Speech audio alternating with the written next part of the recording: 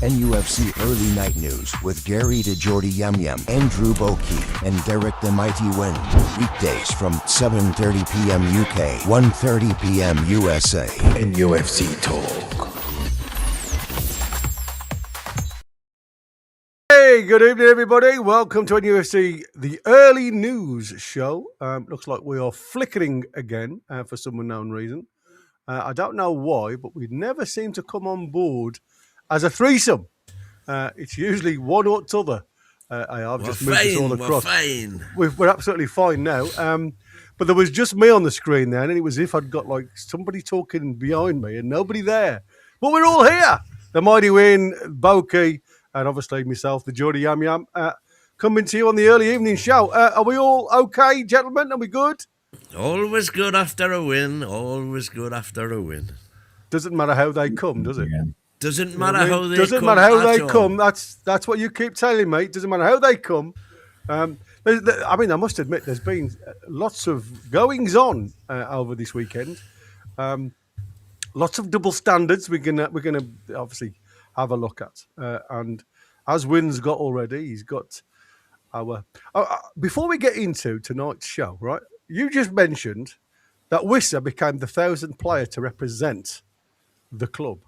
The 1,000th player ever to represent Newcastle United. But do you know who the 500th was? Ooh. Interesting. I'm guessing it must have been around the 60s or 70s. The second one? 70s. Bob Moncur? No, that would have been before then. Too far. Because obviously we're signing a lot more players now than we ever did back in the day. Yeah, exactly. You know, his debut was against Tottenham, I think it was. Gaza? No. That was the 80s. Yeah. 70s is too early, isn't it? So, Kenny Hibbert. All right. Kenny Hibbert was Terry Hibbert, you mean? Terry Hibbert. That's his brother, Wolves. Terry Hibbert, yeah. The 500th player in 71, I think it was. And he's joining the illustrious it was the one, company then. Yeah, I think it was the 1-1 draw. Again, I'm sure I was at the game, but I can't say I was because I was only a bairn. But it does ring a bell, my granddad talking about it, so I think it was. But yeah, Terry Hibbert, 1971. I think it was the 1-1 against Spurs. So there you go, a little bit of history. He was there for the first 11. Oh, bless you. Right then, let's get into the housework. Welcome to everybody watching across all the platforms. Thanks to everybody that works in the background. Don't forget, people out there in viewer land, smash that like button for us. It certainly helps us get further as a channel. Subscribe, totally free. Hit that bell for future content. You'll get that 30-minute warning. Don't forget, we're always live, never recorded. If you want to support us, you can become a member for a small monthly fee. That's if you can afford to do so. But it'll be a smashing present for all the lads at NUFC Talk. If you've got a question for either of us in the panel, then put a Q in front of it. Ain't guaranteed, by the way, so if you want to guarantee it, then throw us a Talk TV super chat using that $sign. Anybody that becomes a member during the show, any of our lovely members that gift them will also be thanked as we go. Crikey, he's buggered off already. Where's he gone, Bokey? That's an early start. I hope everybody in the chat is really well. So then let's get down to the nitty-gritty then. We've just heard the news. It's going to be the Howe derby against the Cherries in the FA Cup at home, by the way. It seems as though we're on a bit of a run at the minute, mate, doesn't it? We're doing okay. Yeah. It seems long very, may very it continue. Good. And as I always say, all you can ever ask for in a cup draw is a home draw. And we've got that again, so bring it on. Yeah, I must apologise for the weekend. I wasn't feeling too good after my dodgy food that we had Friday. How I managed to do the watch-along, I'll never know, because my bum cheeks were certainly being held together. But that's another story. So again, apologies, because like I say, I had to shoot off. Didn't really get a chance to listen to your post-match talk with Chris. I know, like, obviously, Boki was there as well. I saw that. We were amazed when we saw Boki towering above you on some of the screenshots you sent us. And we all said, obviously, Boki's trying to get her in at left back. No, that was young Boki. Being over 6 foot. My brother's about double the size of me. He's about 6'6", my brother. Oh, is that your brother? That's his brother, right? Yeah. Oh, you're a spitting image of each other, aren't you? Well, look, absolutely not like each other. Absolutely not. Because I said which one's the milkman's when I first met Ross. It is Ross, isn't it? It is Ross. My brother's. Oh, yeah, he has to think about it then. He must be the milkman. Yeah. Bless. Well, I was busy doing vids and whatnot, really, so I didn't get that much of a chance to talk to him. I couldn't persuade him to come on. No. Yeah, we all thought that he was. But even Ross is not as Eddie out as Boki would lead us to believe all his match-going pals are. He's Eddie out as well. Hey, man, I'll tell you something now. I was amazed that I saw. It must be when people talk to me, then they're frightened to say Eddie out. That must be what it is. Yeah, absolutely. I was surprised when Boki's got 10,000 views on his little video of the penalty. Well done, mate. That was well planned over on social media. So, what's your thoughts? The story behind that? It wasn't planned one little bit. My brother had nipped to the toilet and he says, if anything happens, make us a video. That's the only reason. I never ever do videos at matches, and the only reason he had nipped to the toilet. Oh, right. Just so we can have a look at it when he comes back. Well, I don't. And if I did, I would have no idea how to post it on. I could just about post it on Facebook, but any of the rest, I haven't got a clue. Just send it to Chris Wynn. I can't even. I had to get instructions to access yours. You know, I went on X, I went on NUFC Talk TV, and still couldn't get it. Nothing. Bless you. So, I mean, what's your thoughts then on the FA draw? You're happy with the home, obviously? Well, that's all you can ever want. All you ask for. I mean, you can never want. Again, it's as I say, you're gonna, sooner or later you're going to have to meet Prem teams, so you know, get it done early doors. And it's not as if they've got a big squad, isn't it? So I suppose if you're looking at rotation or anything like that, you know, there was a lot of chatter, if I'm honest with you, when we were doing the watch along against Burnley, because you look at our bench and it was like, ooh, you know, it looked a little bit sore. It looked a little bit saucy, but unfortunately, the game was far from being as hot and spicy as we'd have thought.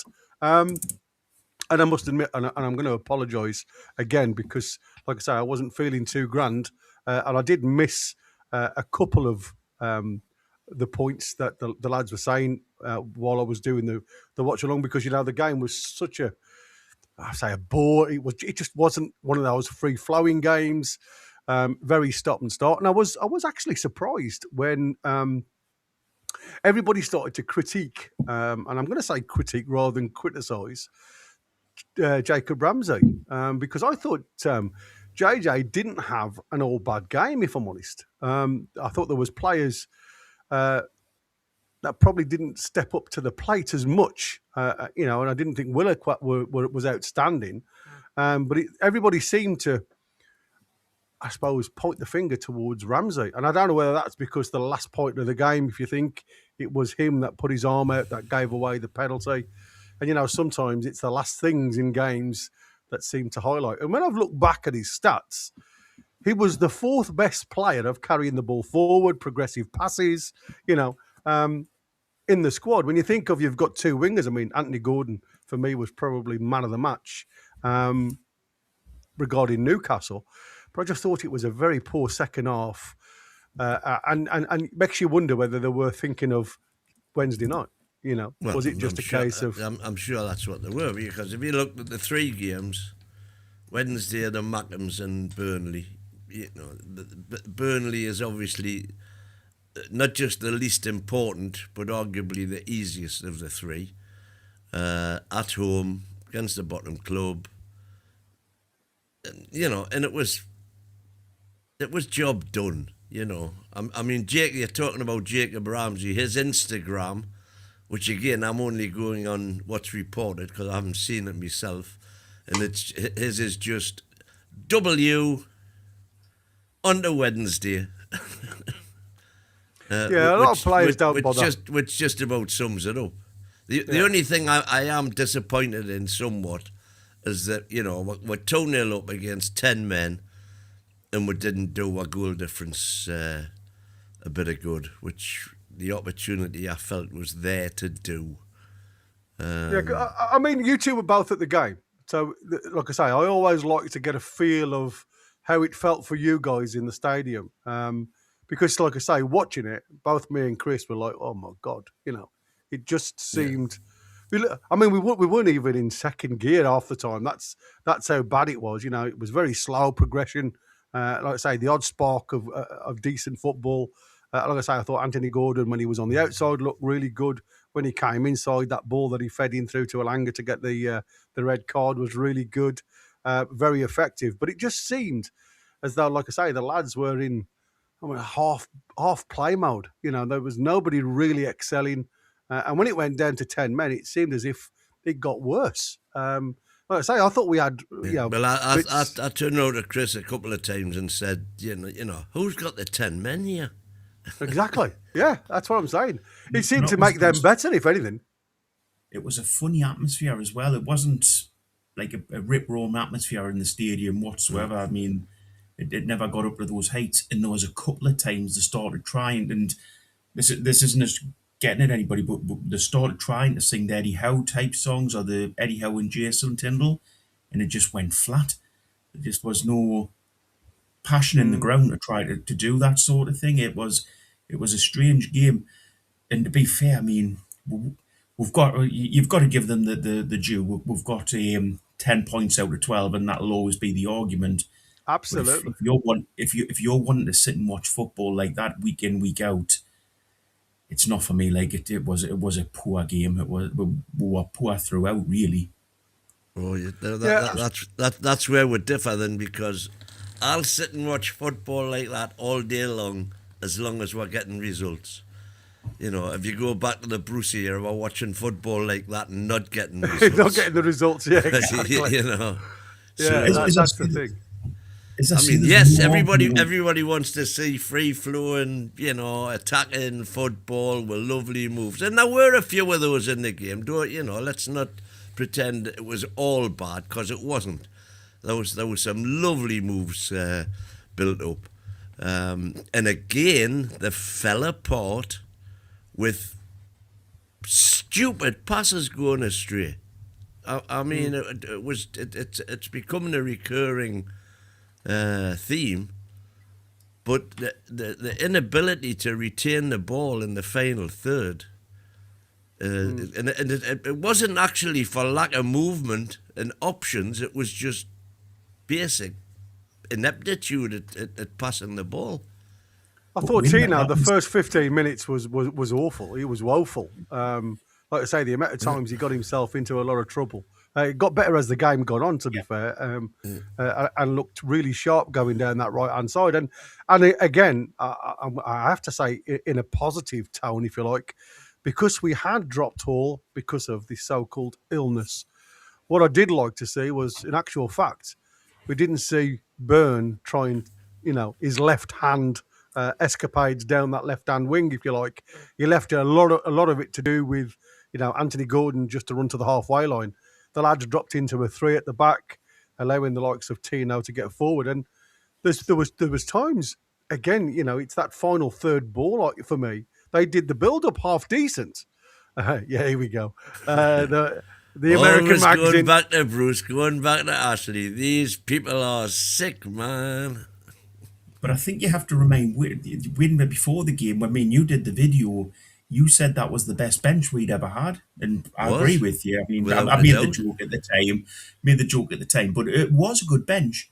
But it was an amazing bench. Did anybody who come off the bench do anything in the game? Well, that is what I was going to say to you, because we often say the one thing that Eddie Howe can't produce at the minute is game changers, right? We don't seem to have a single player, and it does it from the Burnley game. And again, I can only speculate that the lads are leaving things in the locker, if you like. I hate saying them words, but it just seems as though there's some truth behind it, because we've got some very important games coming our way over the next couple of weeks. So does that mean then that everybody's coming in with that mentality as I don't want to get injured? You know, we're winning the game. We just need to see this out because, you know, I mean, me and Chris said, bring in Toon Army on in the, was it 94th, 95th minute? What was the point of that? The lad, I mean, you know, it only takes 30 seconds, doesn't it, to get crocked? You know what I mean? If he's already got a knock and he's had a scan, and that's the only reason he's not playing, because they want to try and protect him. I mean, I know he was running the clock down and all that. And to be fair, I thought Toon Army used his actual professional sense and run the ball into the corners a couple of times to run the clock down, because there didn't seem anybody else on that field of play know how to manage a football game. And Boki, you're absolutely right, buddy. I think, you know, for me, where are the game changers? Even though that was a quality bench, it was the mentality approach for me. You know, they don't have to chase anything. They don't have to do anything apart from block. And even that, you know, when I saw the ball come over in the last seconds of the game, and there were 4 Newcastle players all ball watching, all going towards the ball, leaving 3 Burnley players at the back stick. I was like, oh my God, you're. I mean, I can understand them all challenging for the ball when the ball's there, but you don't need 4 players to challenge for 1 ball, you know, and 1 player. And again, is it communication that's breaking down for us? Is it the fact that nobody's chatting in the back line? Because it very much seemed like it to me. I don't blame them players for that situation. Why the hell, after we've been playing 10 men, were we in a situation where we were hanging on at the end? Hanging on? Yeah, exactly. Hanging on. Why weren't we ahead? And it should have been a comfortable game. It should have been a good game that could have went attacking and really went for it. But he did. But the team don't, and there's only one person. No, because what happens is we'll lose the ball in midfield. But who's in charge of the team for we're doing that, Win? Whose ultimate responsibility is the fact that we do that? Eddie Howe doesn't instruct the players to misplace a 5-yard pass. I didn't mention Eddie Howe. No. Well, you say, right, who do you think responsible then? Well, I agree with you 100%, Eddie Howe.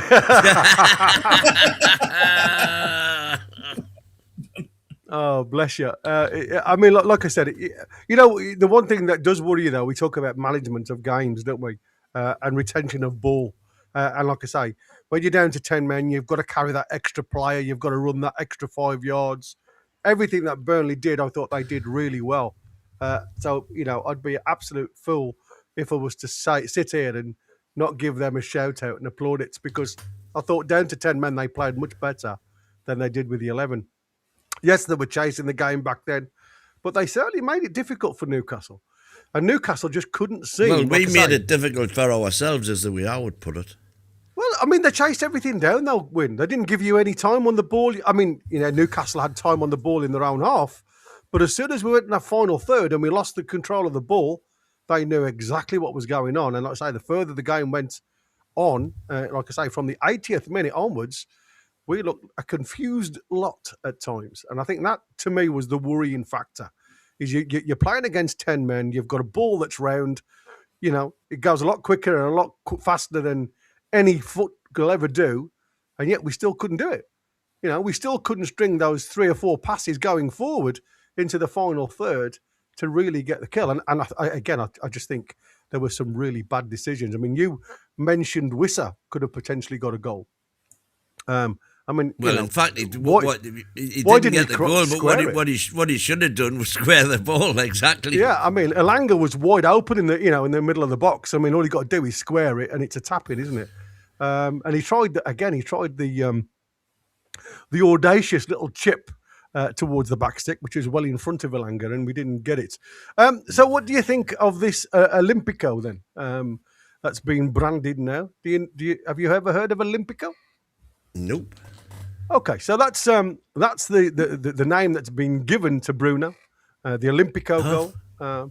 That come from, I think it was the 26 World Cup final, if I'm right, and that was a Uruguayan player and they call it, and the commentary then it was Gol Olimpico, and it was for Uruguay, 26 World Cup. Random, thank you so much. And obviously now, ever since then, they've named it the Olimpico. For a goal is kicked from a corner directly into a goal without anybody touching it. So it was an Olimpico. I certainly remember Ronaldinho doing it to England. And that membership, by the way, has gone to Mick M09 Tracer 59. Thank you, Random. You do have to say with that goal that it's been, I know it's a strange thing to say with a corner, but it's been one of the ones that's been coming, because we have changed the way we're taking corners, and some of them going a little bit flat, you sometimes think, but that's obviously a deliberate thing. But with that one, there's been a few times when players have whipped it in, Toon Army especially, to get it under the bar. To get it under the bar. Yeah. Whether as well, because it's a keeper that we've had at the club, we know that there's a slight weakness there with something like that, or where there's been a little bit of mind games on that side of it. But it was a hell of a goal. You've got to give him his due. If he meant it, it was brilliant. Yeah, well, we got slated again from ESPN with the usual crew over there. They're obviously at anti-Newcastle, saying it should never have been allowed, said Richard Keys, because of the impingement from Anthony Gordon on Dubravka. I mean, crikey. What is Richard Keys on ESPN on now? That's where Andy Gray and Richard Keys... No, that's Bean. Yeah, well, I think it was ESPN. Was it Bean? It might have been Bean. But they were having a right old go again at Newcastle. Well, old hairy hands. Yeah, indeed. Wolfie's asking me what I'm on about. Are you on about the Olimpico? Is that what you're asking for, Wolfie? I don't know what you're asking for, mate. Yeah, I mean, like I say, I think there's far too much cotton wool around keepers. If I'm honest with you, they've got the luxury of coming out and utilising the hands. They've got protection, and I must admit that was the other thing. Fluke and a pen, says Wolfie. Yeah, but on the other hand, just to balance that up, James Cuff saying, don't forget Gordon hit the woodwork twice as well. Yeah, but what I'm saying is it wasn't as close as people think. It was glancing, wasn't it? Didn't come back into play. So it was always going to go wide. It was always going over. They hit the post as well. We forget that. They hit the bar. And that's what I'm saying. I never look at those things. It was a great shot, don't get me wrong. And he hit it with his left foot as well, which was another plus point for me, because that's all about small confidence. Margins. Absolutely. 6 inches, and it's a different, you're talking different altogether, because then you are talking of 3-4 goals going in, which does benefit your goal difference. I mean, that's the thing, though, isn't it? We're here now on +2, I think it is, if memory serves me right. Completely different from last year's goal difference. We seem to be conceding a lot more. Was it hairy for you guys in the stadium watching Ramsey flap with so many balls as it was for us watching on the TV? Or did you think it was all... You're muted, Win. Ramsey was Ramsdale. Ramsdale, sorry. Yeah, Ramsdale was... Although Ramsey flapped it a few as well. Ramsdale was all right. The only thing is, you realise when you're in the stadium, I never realised it on telly, he's pretty short. He's not a tall keeper. No, that's what they were all saying. I don't know what his height actually is. So, I mean... you compared to Nick, he's small. Yeah, you do miss out on him being sort of a stopper, a goal stopper, but his distribution is so much better. I mean, once he's got the ball back, or someone plays the ball back from you, haven't got your heart in your mouth. 6'2". You haven't got about my height. You wish. I think it's funny though, isn't it? When you look at it, we all look at the situation where he looked as if he was a bit flappy at times, right? But again, when I was looking at some of our corners, there wasn't a Newcastle player standing in front of him to try and support him. Everybody was doing a job, don't get me wrong, but there was no protection on him. And, the lads are all saying, I've seen them given. We're talking about Anthony Gordon's on Dubravka. and we've seen them not given. It was exactly the same with Burnley against our keeper. You know, every chance they got, they stood against him, trying to put him off. And that's what I said. He did look uncomfortable at a couple of crosses. I mean, somebody said he's like Dracula at times when he was coming for them crosses. But like I say, luckily, apart from the one he palmed onto the bar, we seem to get away with it a little bit. And like I say, the penalty decision, I don't think, in the month of Sundays, you would have said both of them weren't a penalty. But why didn't the referee see either of them? And we relied heavily on VAR. I think an interesting thing, Gary, just for the chat, is double-handed. Yeah, I'm just saying, just for the chat, would you rather have had Ramsdale in goal or Dubravka? You know, who would have been your choice?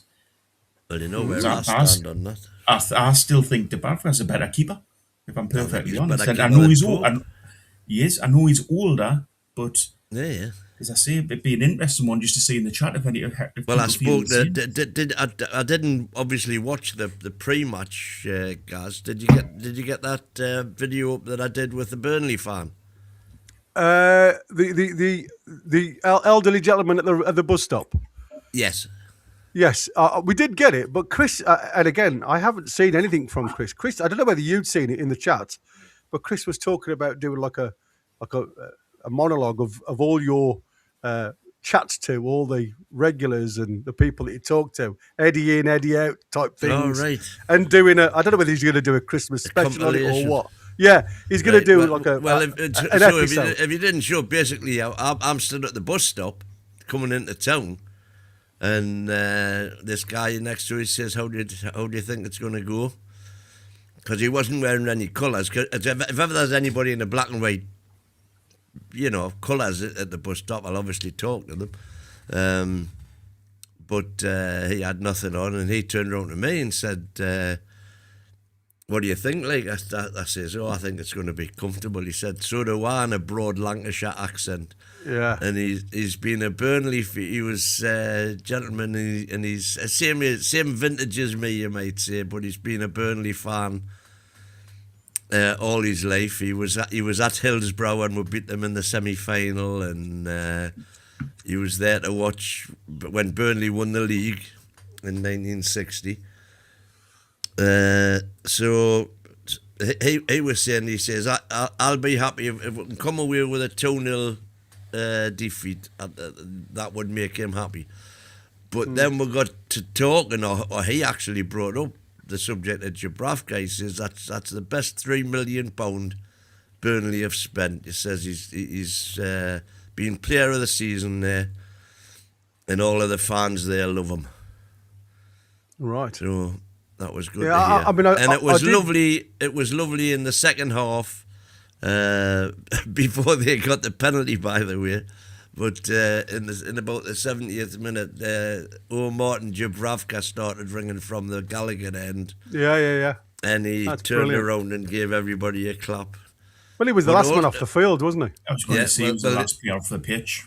The other thing was that apparently, and I should have looked for it really, I might do now, Dubravka did an article somewhere really slagging Eddie off for the way he was treated after Eddie persuaded him to sign, and then the Carabao Cup final comes along and he puts Pope back in. He was absolutely gutted because he could have been. His wife actually had the bags packed to go to Saudi, right? And so he turned down that move, which would have been mega. Well, that money as well. Yeah, exactly. Yeah, and hey, but life in Burnley, mate, it's top notch. But I'm sure he'll be living in somewhere in the leafy Manchester suburbs. Manchester suburbs, absolutely. I just never get why he got dropped. Why Eddie didn't rate him. Nobody does. He was a great keeper. Yeah. And as I say, I know he's a bit older. It's pretty obvious why he got dropped, because Eddie thinks Pope is the best. Yeah, it's going to be an interesting one. I mean, like I say, people, you talk about. I mean, Dubravka was on that you talk about that run that we had last year from Christmas. Well, stop. It was about the 11th of December. We had a amazing run, didn't we? And Dubravka was in because obviously Pope's injury. That's what I said. You know, you look back at as much as you can slate Dubravka, if you like, not being as good as Pope. He was still there in some of the important moments. Kev Bell.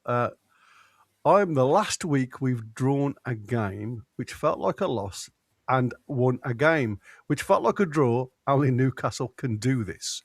It says a little poetic license there from Kev. I'll tell you something now. I do realise why so many. Did you know this? Do you know why so many Geordies take their shirts off during the match in the winter every time? Do you know why? Do you know what the reason is? Because they make you bloody sweat, mate. That's what it is. They make you bloody sweat. So that's the reasons why you see them all with their shirts off. Is they make you sweat. It's an interest. I mean, like I say, I wanted you to get your points because, like I say, you both were there, and unfortunately, I wasn't well enough to continue listening to you guys post match. So it's an interesting one because, like I say, everybody was saying the atmosphere just wasn't there. Wasn't against Man City, the types of atmosphere that you had at Man City against Man City, then against Burnley seemed to be chalk and cheese. But maybe that is, like I say, that's what you get, isn't it, against a world elite club, if you like. I wanted to ask you guys, because the main part of this show, if you like, the early bird show, is I've called it Where Newcastle United Stand Right Now. Yeah, we've got to look at the challenges, we've got to look at the ambition, and what's next. And what I want to try and do is maybe walk through key areas. I mean, we're coming up to a really serious point in the calendar, if you like, because obviously December is always a busy point of the year for Newcastle, especially if you're in Europe. And obviously then we move into January. And, you know, for me, that's always one of those key moments. It's always difficult to bring players in January. Players of quality, that is, because no teams want to get rid of the good players, especially if they're in their starting 11. But it's certainly something that needs to be addressed. So I'm going to ask the two of you, because what I've got with you two is absolutely perfect, because you're on both sides of the fence. So I'm going to get one thing or another with you two. So, Win, where does Newcastle stand right this minute as we speak in your eyes? First priority is a right back,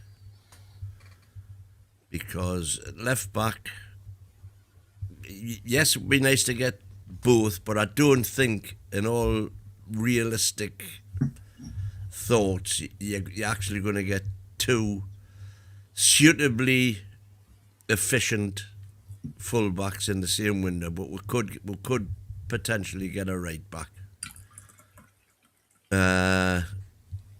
because we've seen, you know, the last thing we want to have to do again is play down at left back.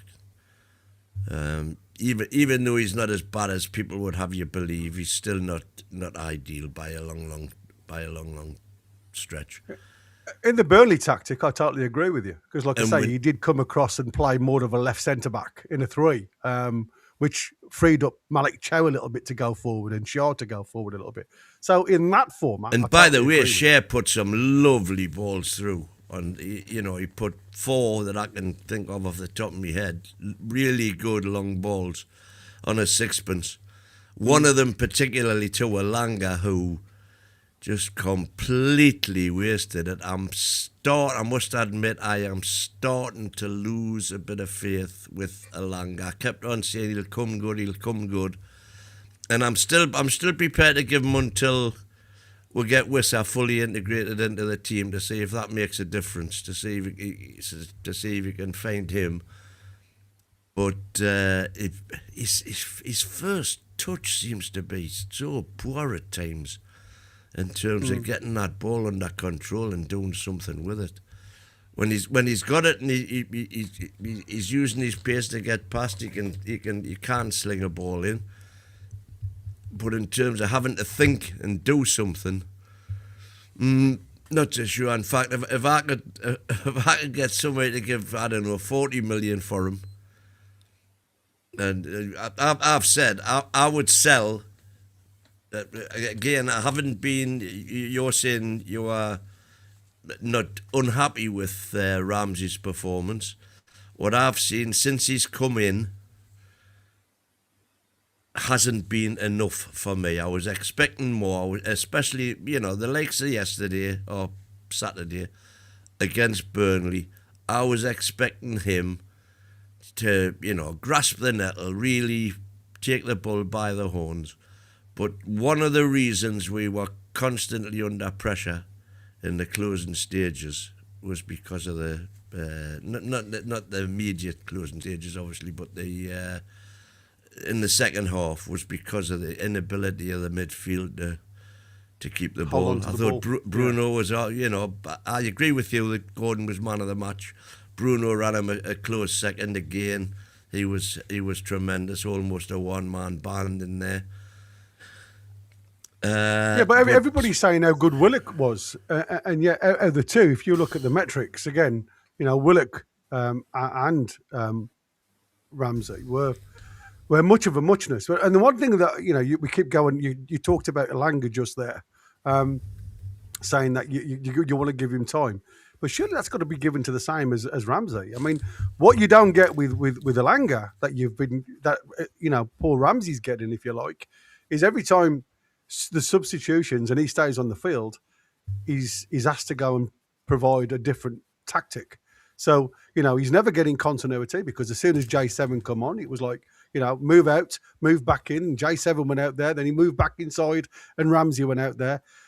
Surely there's got to be some continuity for a player to get his feet in his boots and his brain working. Because like I say, I know it's somewhere where he's played for Aston Villa a number of occasions. He's played on the inside left, he's played outside left, and he's also played in that left midfield role.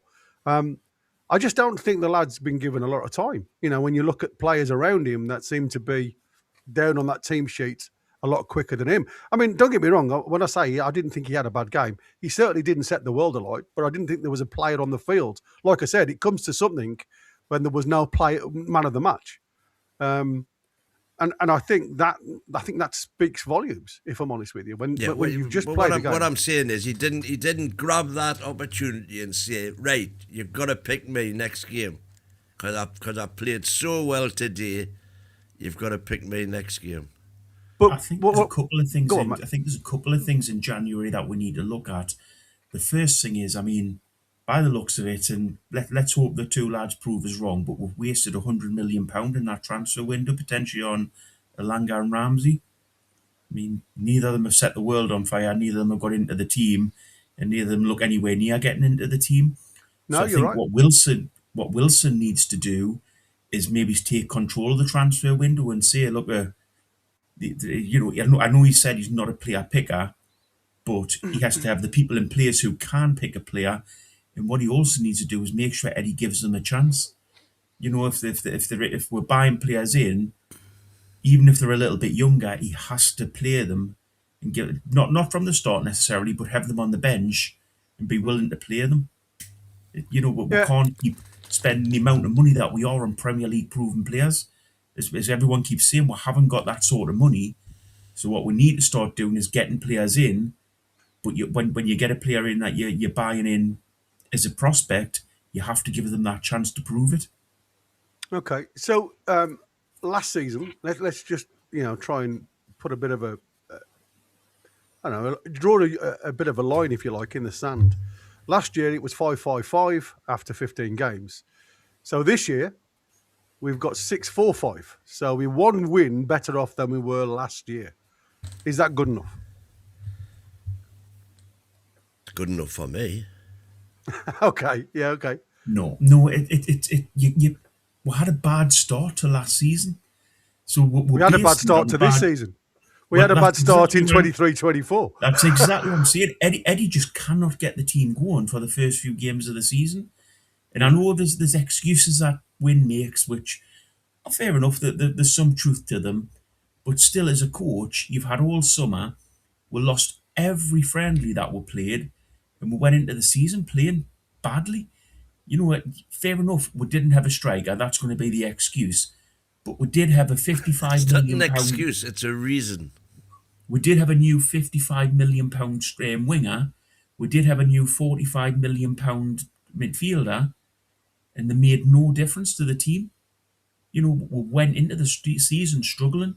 You've spent £100 million on two players that made no difference to her. Well, In fact, Ramsey, if anything, Ramsey if- in particular was not bought to. He was made. I was born to play in the midfield for Newcastle. I was born this way. He wasn't bought to replace anybody in the current midfield. And Wayne, who was the one that picked up on that and said that was a terrible decision? Me. If you're buying a midfielder, we should have spent an extra 20-30 million and bought one that was a replacement for J7. And then you're talking about a bench. J7 then becomes the bench player, and you've got a better. You've improved the team, and you've improved the bench. Yeah, well, there was a hope that was exactly what would happen. You know, and as things have turned out, it hasn't. There wasn't a hope. Hang on, because Ramsey was injured as well. You've just said he's a bench player. You can't argue both sides of the point. He was never bought I can argue whatever I like. If we'd wanted to spend 80-90 million on a midfielder, then we might have been able to get someone of that quality. Might have been. But if you're risking that, for a start, you talk. I mean, like I say, if it was up to me, I would have bust the bank and got Wharton and let's start playing with a 6 so we can play Bruno and Tonali further up. Which is effectively replacing J7 because that's what he is at the end of the day and Forster.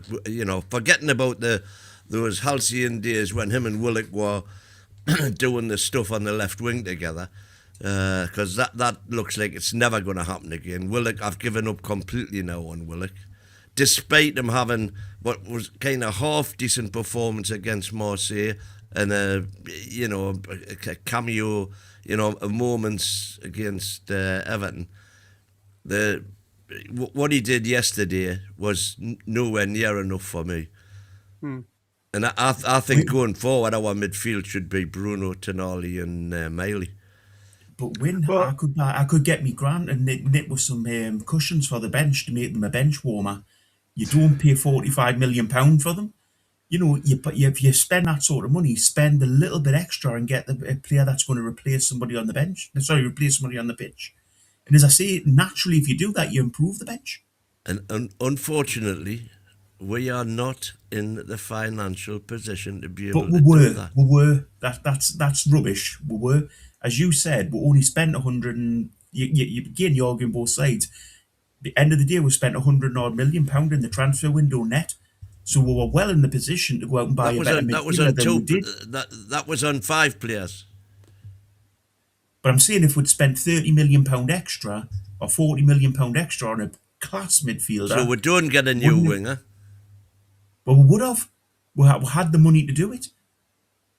We had the money this transfer window to go out and buy a replacement for J7 and spend the extra... Not until Isaac went, we didn't. But we would have. We still have... Even if we'd spent 260, if we'd went up with £300 million, yes, it would have been tight, but we'd still had the money. No, we wouldn't have had 260 million. No, we spent 260 million. Yeah, we wouldn't have had that if we hadn't got the 120 million off Isaac. But if we'd spent £40 million more on a midfielder... We bought both Walter Marder and Wissa after Isaac went. But exactly, so in which case, we still had the money to buy a better midfielder. Well, how did we? You don't, because we could have spent 60, 70, 80 million on a midfielder. Instead, we went and got Aston Villa's 4th, 5th choice midfielder. Yeah, hang on though. No, you're not getting the point.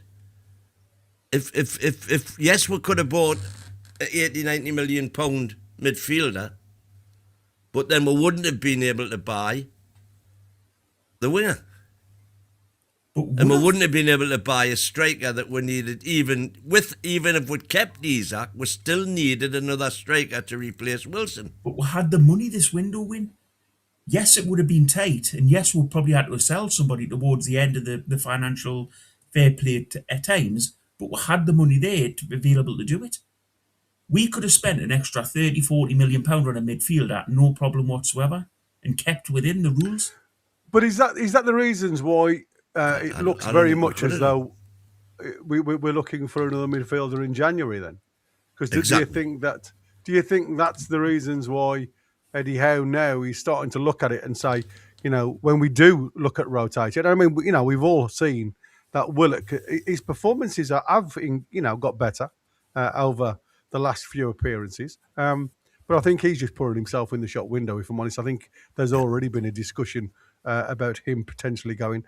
I've seen and read a number of reports to say that Miley is also been asked the question whether he wants to stay or look for regular minutes elsewhere. And I think it won't be long. It may not be this season, but I certainly don't think it will be long before we see another Anderson. I think if Miley doesn't get regular starts between now and July, he'll be looking for pastures new, and you can't blame him. Yeah. I think you will get them simply because of the workload that we've got. I'm in agreement with some of the lads. I mean, I certainly don't think you would have had to spend the type of figures if you were looking in Europe for that like for like. As we've seen, Tonali's come in, doesn't really look as though he's ever not played for Newcastle. I mean, yeah, it took him time. We've seen Bruno come in the same. He sat on the bench for a couple of games and was introduced very slowly. That's Eddie's way, and it doesn't matter what your name is or who you've come from. It seems to be Eddie's way, slowly and and steady.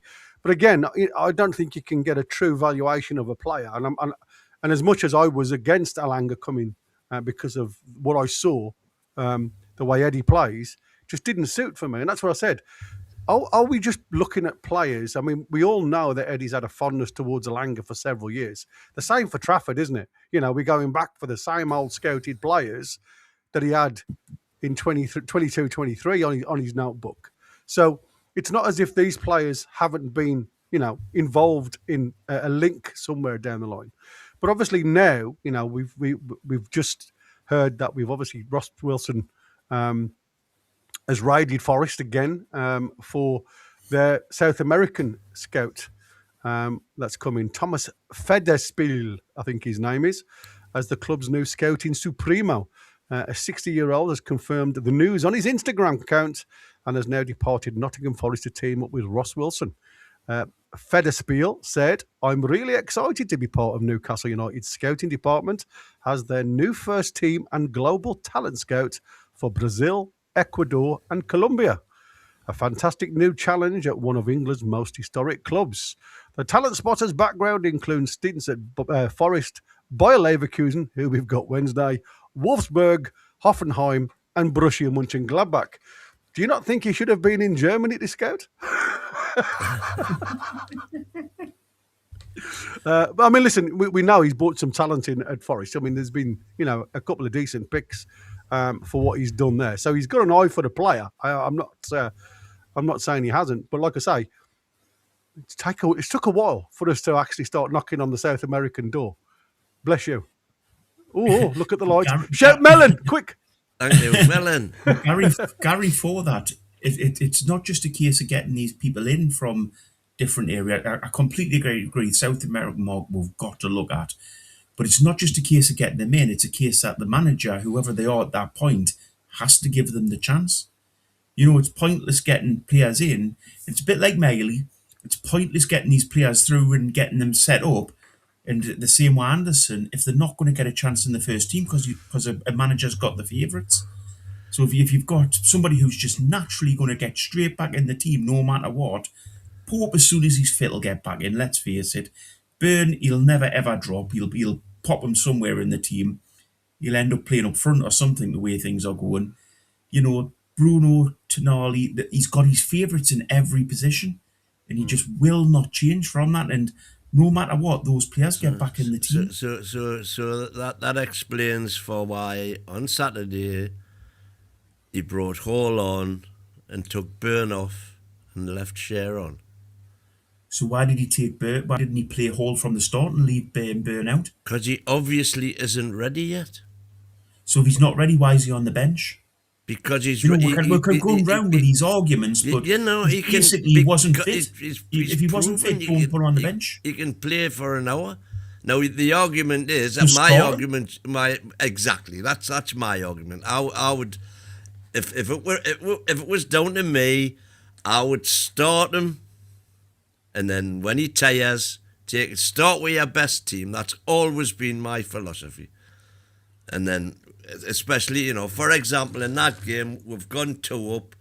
It's not so critical then, you would have thought. then make some changes. And don't get us wrong, I'm not calling Burn out for this. Burn had a good game on Saturday. I know he did.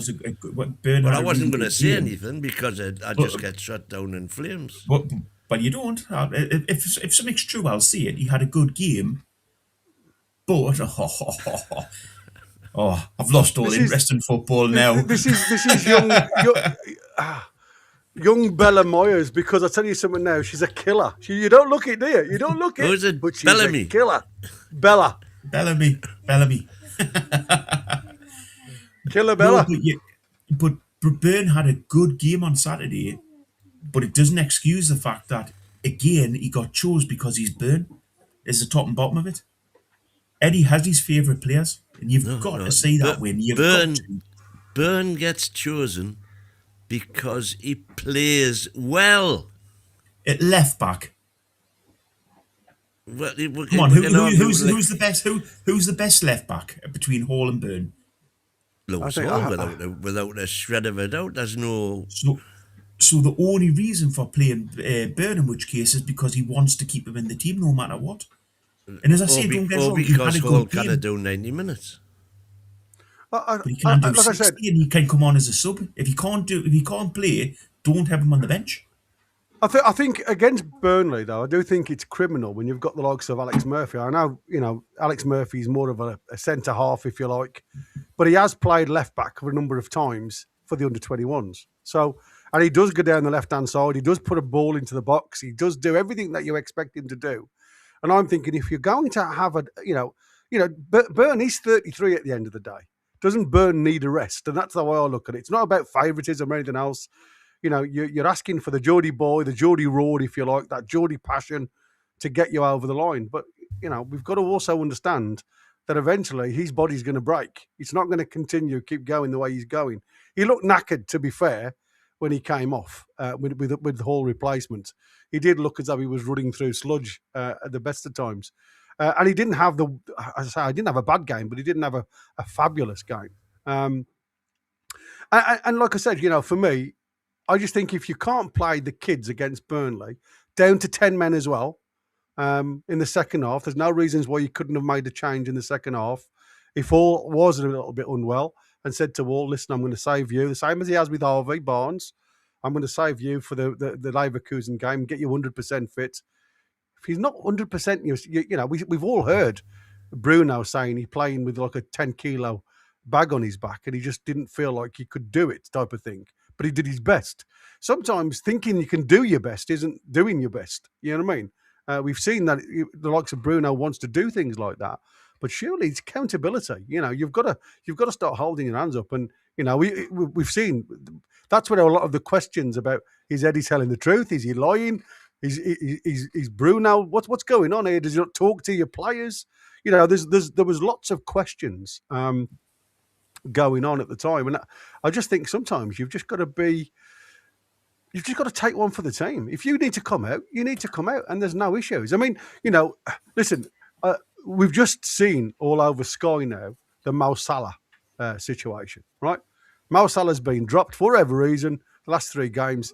Now he's through his toys, completely out the pram, made that massive statement, which, to be fair, Isak didn't really do. He was obviously going through other areas, unlike what he's done. And And yet, obviously, the likes of the Michael Owens and Sky Sports presenters and everything else are all supporting Mo Salah. They didn't support Isak when Isak was doing it. It was like you can't hold him to ransom. Hypocrites, You know what I mean? double standards. Yeah, absolutely. You can just see where all that's coming from. Right, I think the best place to start then with where we stand as a club, as we've already approached it, like, who should we buy, who shouldn't we buy? And we know we've got this new scout from South America. I suppose we better start with Ross Wilson and what's around the corner then, because like I said, we've already spoken about somebody in there about I think it was NUFC Truth was talking about Keith Smith. Now, obviously there was a conversation. I like Keith Smith. I think he's a very good young talent. He's certainly one of those players that I had in my 60 best young players to look out for.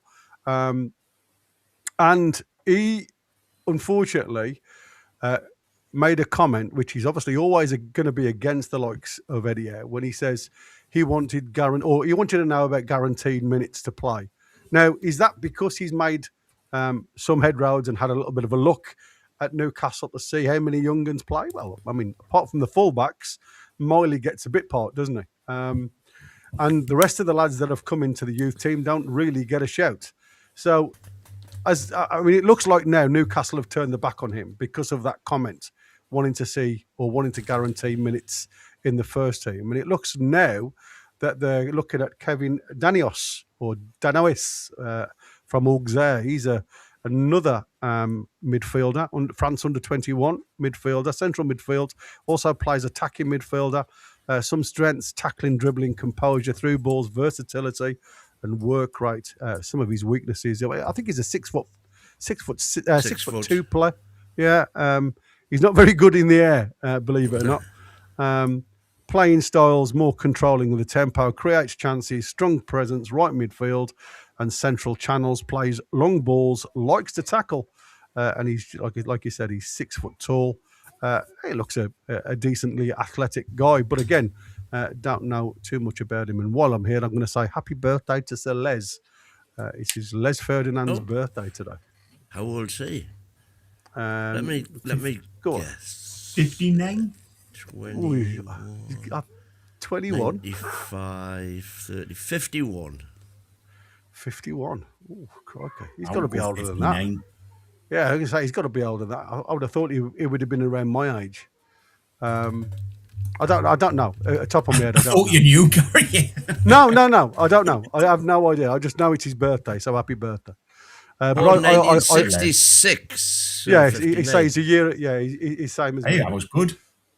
Yeah, well done. I'm going to say, I know he was around me, but I didn't know exactly. Well, he's 59 in December. December. It's a great day. Okay, that's why I said happy birthday. Exactly. So, do you think then, like? Hey, that's me saying in December, just forgetting it. It's actually December already. Yeah, know. And the 8th of December at that. 9th of December. That's Les Ferdinand's birthday, that, you know. Aye. Oh, yeah, you know. It's also pantomime season, you know. Oh, no, it isn't. Oh, yes, it is. He's behind you. It's the most important birthday of the morrow, though. Yeah. Whose is it, mate? Oh, it's yours tomorrow, is it, Bogey? Oh, well. Hey! I am, but I'm working from home. All right, because we're out tomorrow afternoon if you're interested. Oh, I can't, mate. I've got my work, as I say. I've got a training course all day, unfortunately. Never mind. Right then, so let's have a quick look. Well, happy birthday for tomorrow, mate, if I don't obviously get to the chat.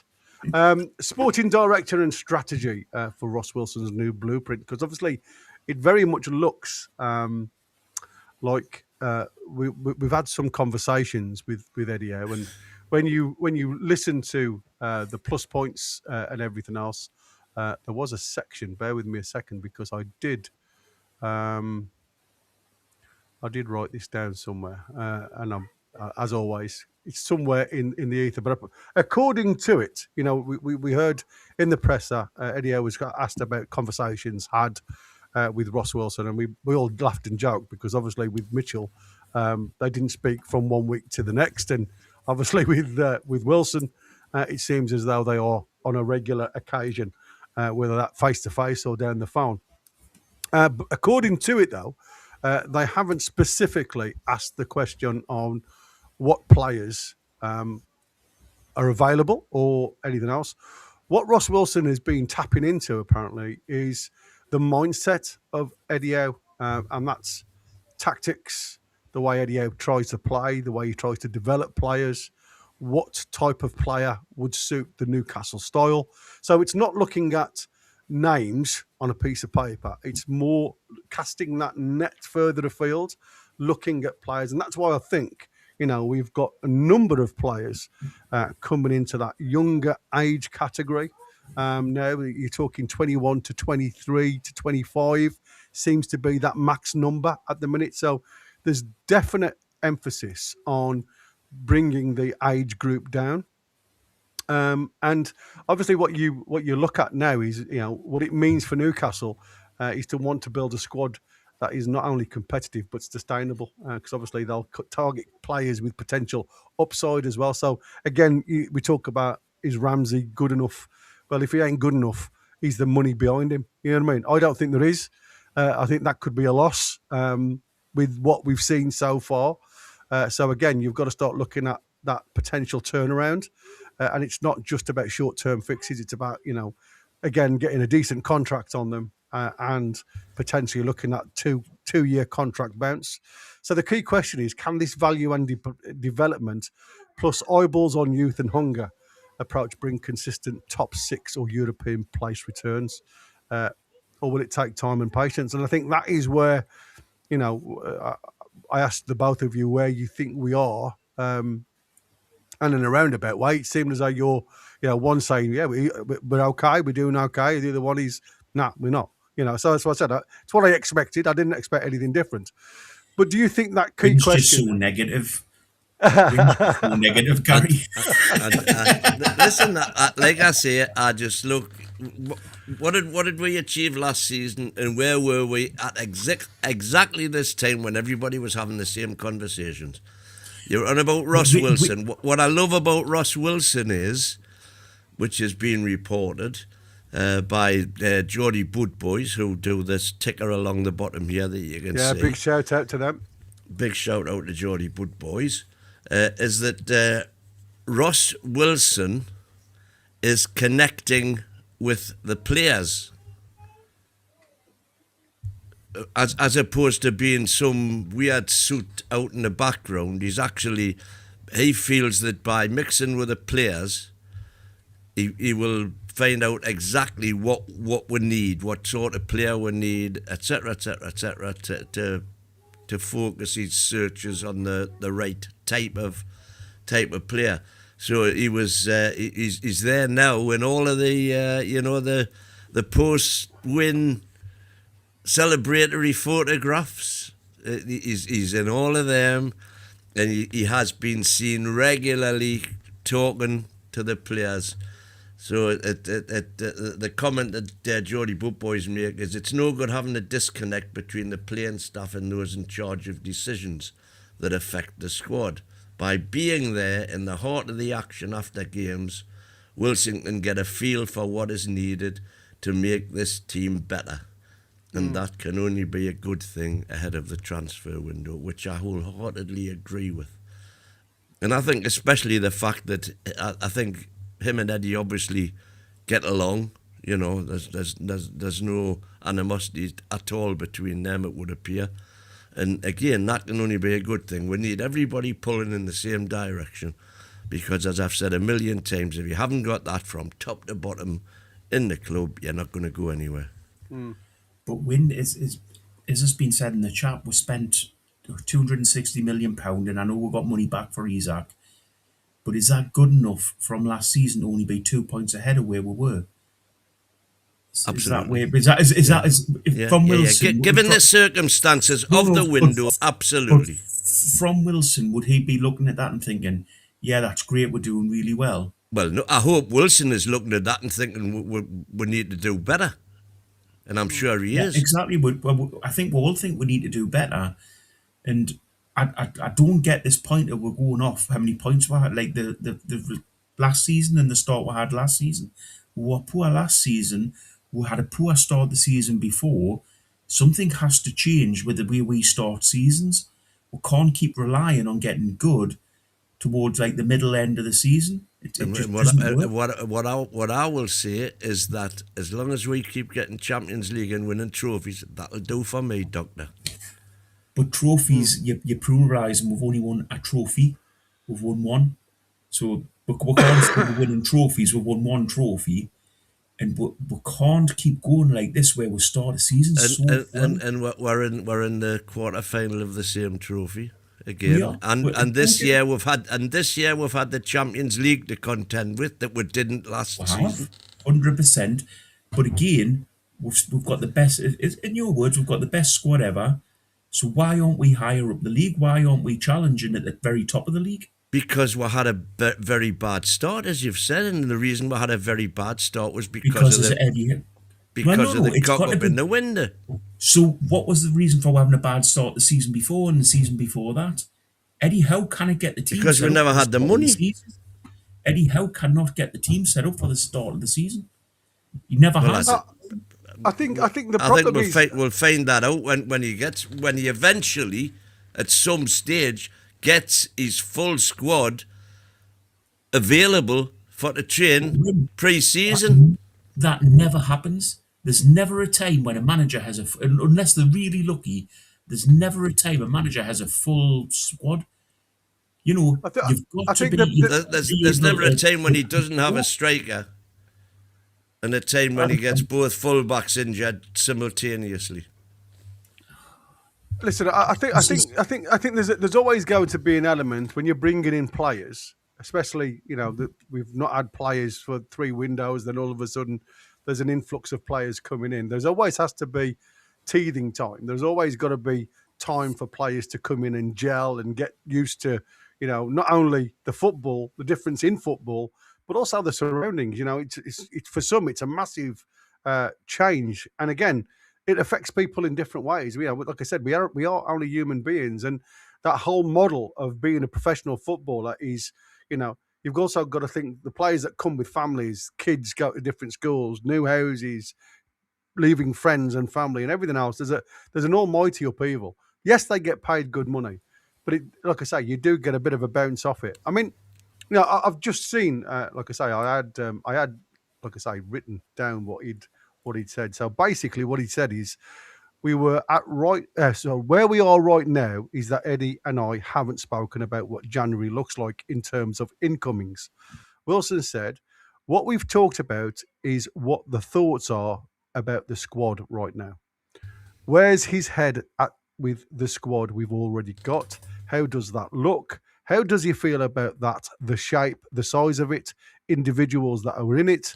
And that's what we've spoken about up to now. And it's again, for me, and that's what I like about this approach. It's not like, we said he must have a black book. There must be umpteen names in there. Big names. The other United have had lots of names coming in and out the side. Lots of managers coming in and out the side. Hasn't clicked, spent lots of money. And I do think in this current situation, in this current climate, we have to be more of a Brighton model than a Man U model, where you can't just keep throwing money at it, because we just haven't got, 1, the money, and 2, the depth in squad if it doesn't work. And we've, like I say, for me, the biggest area that Newcastle really have to look at is that right-hand side, and that's from full-back all the way through to wingers. And I do think, that right-hand side of midfield, it certainly needs covered at right-back, as Wynne says. I still think something has to change on that right midfield. And for me, like I said, as good as Willock made a little bit of a shift, when you look at Willock's ball play, it's not been at all bad. And that's why I said, if he wants to give players a rest and give individuals a break, I'd have played Willock out there and still played Miley in the middle, because I don't think Miley will play against Leverkusen. As you quite rightly said before, Wynne, you've got a great ball player in Miley sat on the bench, coming on late in the game. He's a young lad. He recovers really well. Shouldn't be an issue to have him playing, and like I say, throwing Willock out on the right-hand side, and give Alanga give him some time, but don't give him the full game. Because when it goes bad, and like I say, there was a couple of things that did go bad for Ilanga. It does knock your confidence, and it just keeps getting knocked when something's not happening for you. I mean, I felt sorry for him being brought down because, like, for me, the one thing that kid needs now to get going is a goal or a goal involvement. You know what I mean? It's nice that he's on the assist sheet at least now, but I think there's a little bit more out there. Go on, mate. It's Terry McDermott. Tony T. Terry Mack's birthday today as well, apparently. Happy birthday, Terry Mack, indeed. How old's Terry? Oh, he'll be near enough the same as me, I would He's got to be 73, 74 now, hasn't he? He's 74. Yeah, I would have thought so. Is it Alzheimer's or something the poor bugger's got? Yeah, probably, mate. Headering them balls in them days, it ain't like headering these light balloons today. Because he used to do some of the talks with Keegan and that, but I don't think he can do it now. Yeah. He's December 51, so he's a year older than me. Yeah, there you go. 74 today. Wow, happy birthday, Tezza. In a lot better shape. Yeah. Steady. It's like I say, steady Eddie.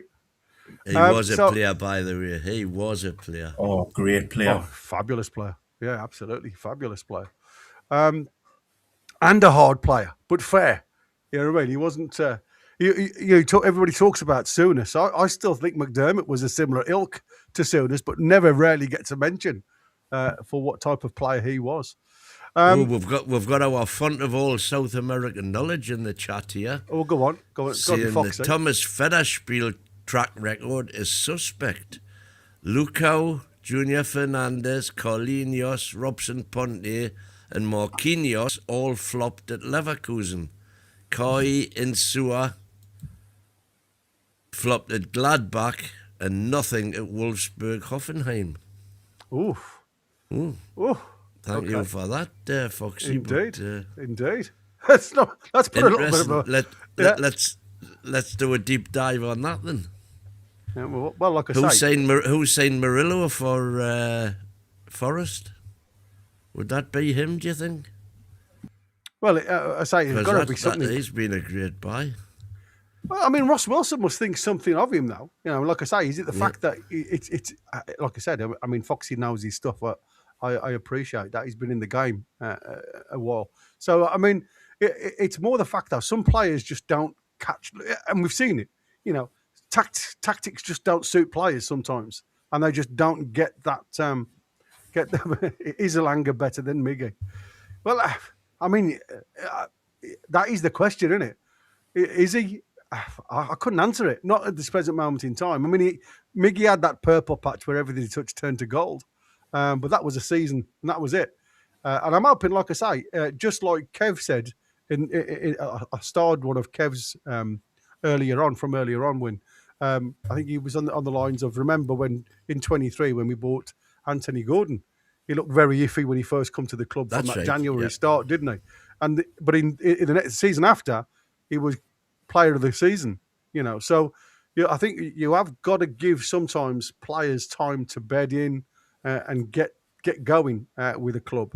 I mean, like I say, I'm still hopeful, and I think that's the word I have to use. Hopeful. Again, the two players that I had my doubts over were always Ramsey and Ilanga, because I just don't think they suit the style of football that we are playing. And like and Jeff L was right. Why should we be going for players that can't get into a Premier League time? That seemed to be on a similar veil to Newcastle. But them lads need to run in the team, Gary. Is that another problem? Is that are they ever going to get it? But that's it. Are they ever going to get a chance to actually show what they can do? Are they ever going to get that little run of games? You know, as soon as they're in, they seem to be straight out again. So well, the problem is with Eddie, it's a tried and trusted formula, isn't it? You know, we know that if you look, even now, you know, Murphy's still on top of the table. Yeah. You know what I mean? So the lad hasn't featured in a couple of games, but he's still top of the table when it comes to, you know, assists and stuff like that. Maybe we need to put it another way when we say he's got his favourite players. Maybe we need to start saying he's got his trusted players. That's what I said, it's a tried and trusted. Yeah. Rather than faces, you know what I mean? These are tried and trusted. He knows he's going to get a job out of them. So rather than saying they're his favourites, he's obviously got the trusted players that come in for games. Yeah. And sometimes you've got to take a little bit of a chance, and you've got to let the new lads have a run in the team, especially like Swalanga, who does look like he's probably a confidence player. So he's got to have confidence to play properly. And unless he gets a run of games, he's never going to get that confidence build up. And Ramsey just hasn't had a chance whatsoever in midfield. He comes in and then drops straight back out again. There's never been a run of games for the lad. No, I mean, NUFC Truth they're saying about Gordon's 2 seasons he's been poor. And again, do you blame him or do you blame Newcastle for dangling the carrot? You know what I mean?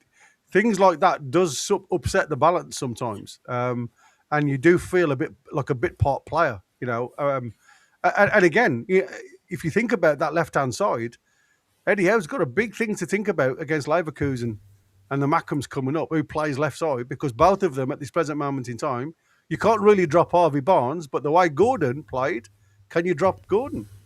So, like I said, it's a headache that I'm glad he's got. Well, I was surprised before, actually, to hear you, Gary, say that you didn't think Miley would start against Leverkusen, because I've got a sneaky feeling that he might. Well, I hope he does. I'm not saying he shouldn't, but what I'm saying is to get confidence and to get, we talk about controlling a game, and yet when you look at all the metrics, the 3 players that control the game in midfield, Bruno, Tonali, and Miley, when you're down to 10 men and you're looking just to make the ball work, you bring your ball players on. I mean, don't get me wrong, Ramsey's supposed to be that, and like I said, he was our 4th best player at doing just that. But like I said, I just think sometimes in games where it's vital, I just think you need the right players in the right zone at the right time. And I just think sometimes Eddie gambles a bit too much for me. He gambles in players to play in a position that they just don't really feel comfortable at doing, or they look awkward. You know what I mean? I don't think Ramsey is an out-and-out midfielder, you see. I think he's more of a player who sits in the half space. He likes that luxury role, if you like. And that's where I think you'll see the best out of him. But Eddie doesn't play that role. So, like I said, because personally, I don't think he's good enough to play the luxury role. You don't think he's good enough? No. I haven't seen enough to say that he's a player you can, Ginola, if you like, that you can say, forget about all your defensive graft. You are so good. We know if we leave you there and we get the ball, you're going to make something happen. Mm. And to me, he hasn't done anywhere near enough to suggest that he's that. But have we seen enough of him, though, Win? That's what I'm saying. It's like I said, everybody was questioning Miley's ability, weren't they, last year? Because obviously we all saw him the year before when he was thrown in. Borky referenced it, that, went and signed Aston Villa's 4th, 5th, or some would even say 6th choice midfielder. And when Grealish went to City, the hope at Villa was that Ramsey was going to step up and fulfill the Grealish role, and he failed miserably. Mm. Yeah, I mean, it's not. Like I said, I just don't think at this present moment in time, whatever Eddie's trying to do, is working fluidly. You know what I mean? And that's what I said. As much as we've got a better squad than we had, we're still only 1 win better off than we were last year. Yes, we've got an extra competition, but there's something just not triggering at this present moment in time. And you can put so many different. And again, this is what I said. It's an opinion. It's all subjective. We can all throw what we think is the problem. It's not up to us to find out the solution. It's up to Eddie Howe. That's what he gets paid for, And I think at this present moment in time, whatever he's trying to achieve, and again, we got slaughtered by people out in viewerland after the match because we were so negative, right? And then you hear the words from the gaffer himself and said we just weren't there today. But how many times have we heard that? And that's what I said. We aren't here to be negative. We're here to talk about what we witness and what we see and what we view and try and get a balanced opinion across the board. It's not sitting on one side of the fence. And it's like I said, I don't want to be a happy clapper. I certainly don't want to be a bedwetter. I want to be able to talk with a valued opinion about what I see. And if I was to go to that match, as you two did, you know, I'd be questioning, have I got value for money off that one? You know what I mean? That's how I look at it. Was that entertainment? It certainly wasn't. Yeah, you got 3 points, but it certainly wasn't an entertainment level where, you know, we are looking at being the world's best club. So that's what I said. You know, you've got to start it on the grass before you move it into Let's the look at some stars. We've got Hold a on, load lined up here. Bokey wants to come in. Yeah, let Bokey do his bit. Go. I just think if you go into a game like that, and if Wynn's got his different opinion to me, but you go to a game on a Saturday and you want to watch a game of football, you want to be entertained. That didn't entertain me. That was a slog to get to the end of the game, to be honest. And it was, you know, you just want the team to do so much better than they did in that game. Be honest, you two. Be honest. There was rumours that people were leaving before 90 minutes. Did you see it? Oh, 100%. Yeah. The stands were clear. The stands were clearing after 80 minutes, and as I say, they tried That's to not get Newcastle. they tried to get Eddie Howe's song going for the Eddie Howe's Black and White Army, and it fell flat. And then they tried to get Eddie Howe and Jason Tyndall's song going, and it fell flat. Wow. There was just the fans just weren't up for it in regards to singing about the manager. And I don't know if Wynn realised the same thing. If you compare the Man City game against the Burnley game for noise levels, we can see the difference. Yeah, you know, but did you notice that about basically the the crowd do well. Virtually everybody who leaves the East Stand anywhere around me has got to go past me, and I didn't see a lot of people leaving before the end. When there was empty and there was nobody really stayed at the end of the game. I did. To see Martin de Barber come off, but the stands were empty. Well, I don't, for the simple reason I've got to get back here. But yeah, that's one thing that I miss, actually, not being able to stay for the lap of honour and stuff. But did you realise it with the songs as well, that there was just nobody taking up the songs about the manager or anything? Again, because I thought the Burnley fans were very good, and as I've said before, I think it's the fact that the away end is all safe standing now makes a big difference to them and their noise levels. We're seeing it from more and more. Answer the question about Eddie Howe. Did you hear the Eddie Howe song try to get started and then just fall flat? No, I didn't. Right. But I wouldn't if it didn't get started. You know, you would where you are, but I wouldn't. Obviously, you heard it, but there was just no passion from the fans to sing it. Which normally, I heard it from the Gallagher end, and there was plenty of passion then. And how long did it last? Seconds? I don't know how long it lasted, but it didn't last for long. The same as any chant normally lasts. But it normally spreads around the stadium. Yeah, see, we don't have the noise, as you well know when you're doing the watch-alongs. We don't have the noise in the ears. Yeah, but anyway, as Irish was saying, what I say, I mean, there's undoubtedly it's a plain fact that the crowd react to what's going on the pitch. Yeah. And if there's decent stuff going off on the pitch, the crowd become more animated. But that's what I'm saying. You know what it needed for me was like a crunching tackle. It needed some grit. It needed some bite to the game. Like I said, to me, it felt like a bit of a training game. It felt like one of those, 11v11s on a training pitch where the result don't really matter, lads. Just go out and play football. There was no urgency about that game. And like I say, these are the games. Well, that we again, need to put Fluffmeister saying, for me, the lack of intensity that we're used to is due to the increased number of games. Well, I think that's Bunsey's thing, isn't it? To try and keep players fit. It's too early to judge Elanga, to be fair. He's a young man. The price is not his fault, says Kim Calm. Irish Assassin should take a look at Josip Stanisic or Vanderson for right back. Both can play in midfield if needed.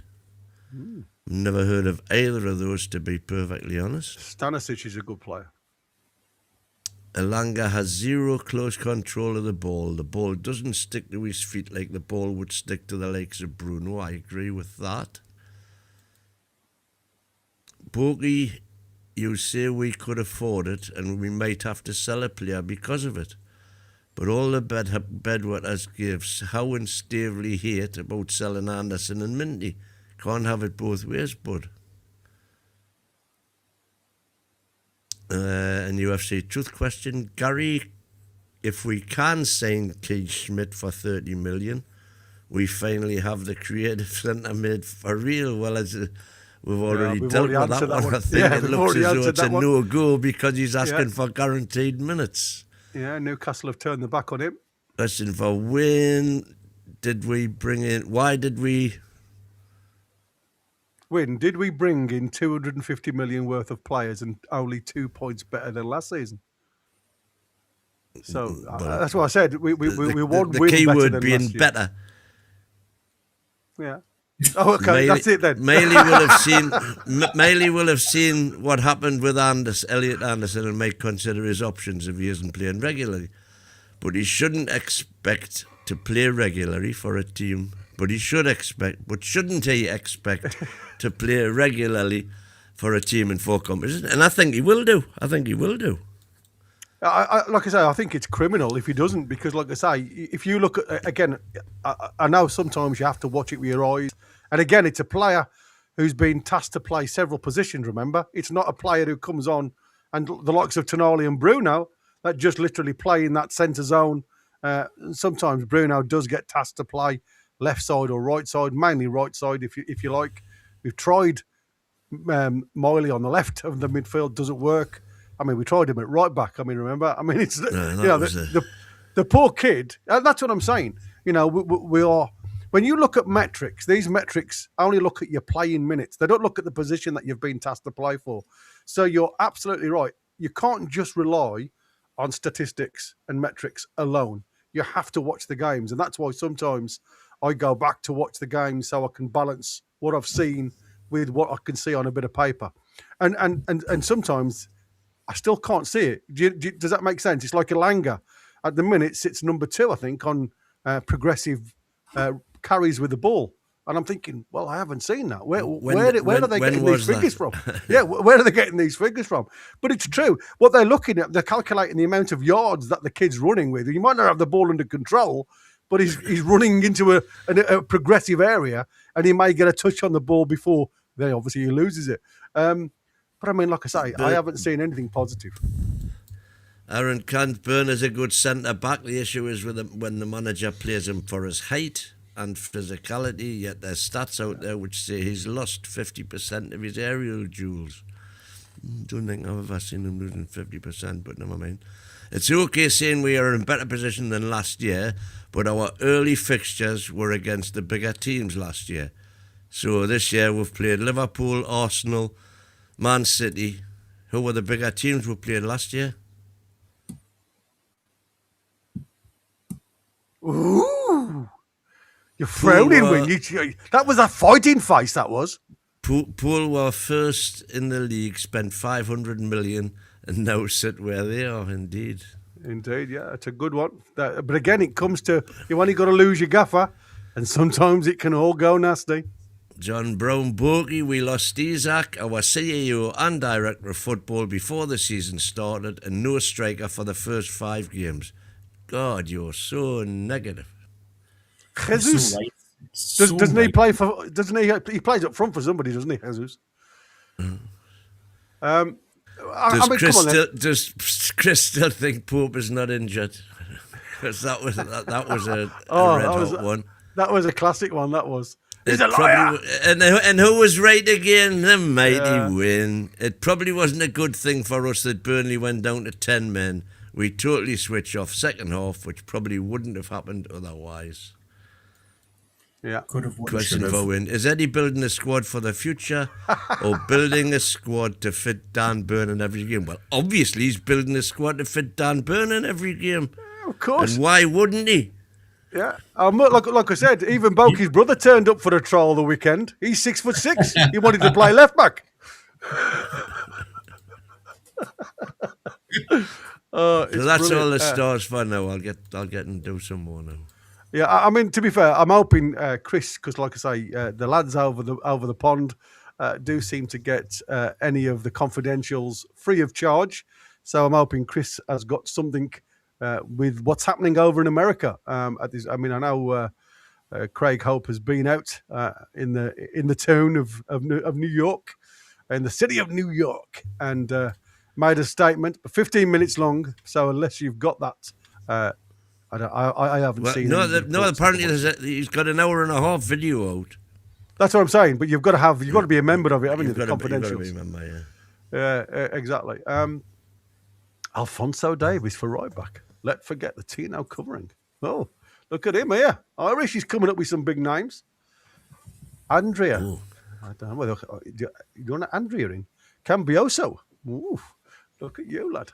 I mean, like I say, that there is lots of good players out there. But I wanted to go for the final 25 or so minutes. Just out of interest, Wolves are drawing with Man United 1-1. Well, let's change this complex then, because we're talking about one win more than we had last year. But you know what this league reminds me of as we sit now, and this is what I think I'm getting frustrated more than anything else. This is a year that Newcastle could actually win the Premier League with a little bit of.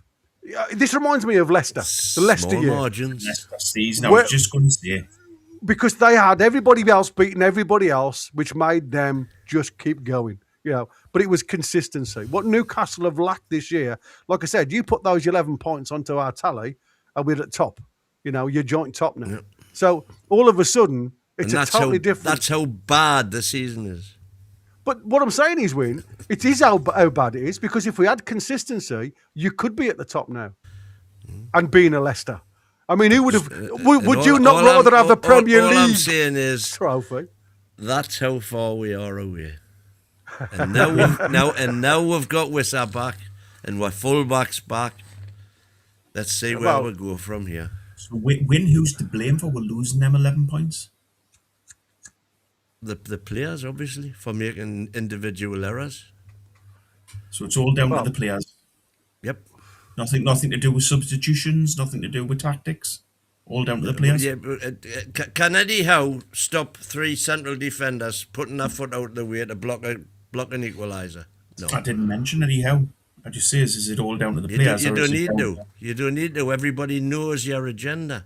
But I'm saying, the agenda. I'm saying. Well, whose fault is it? I ask you the same question again. Yeah, I mean, Kev said Eddie Howe. Well, you think it's Eddie Howe's fault, and I don't. There you go. Yeah, and you're absolutely right, Kev. But that's what I said. For me, with a little bit of consistency, this so much reminds me of when Leicester won it.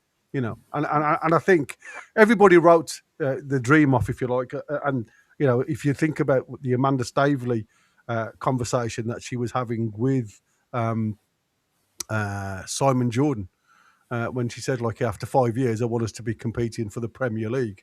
Well, this would have been like a 5-year anniversary, wouldn't it? You know what I mean? If you think... who's to say we won't be? Well, I'm not. All I'm saying to you is we're making it damn blooming difficult because of inconsistency.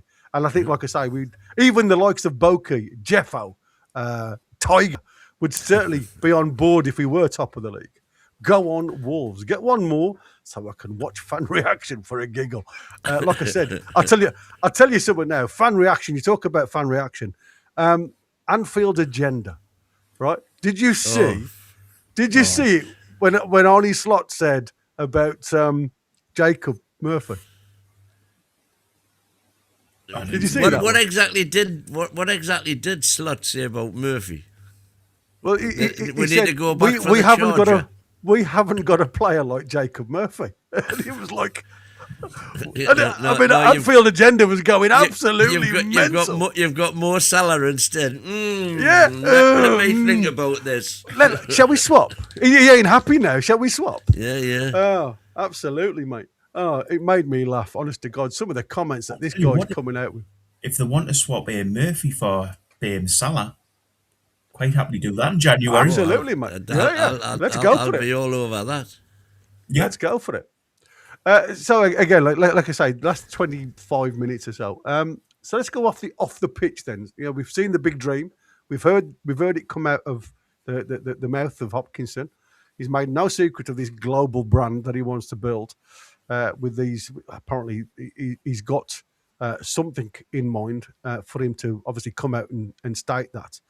So, how does Newcastle now need to go forward now? If you're looking at where we are now, we're talking about the revenue gap, and everybody keeps on telling me, we need to get sponsors for the training ground, we need to get stadium sponsors, but everybody else surely on a year-to-year basis are only going to have the same issue and still getting their natural sponsors, the big monies. We've seen with the Emirates now, where the Premier League have shook hands and said, you win and get whatever you want.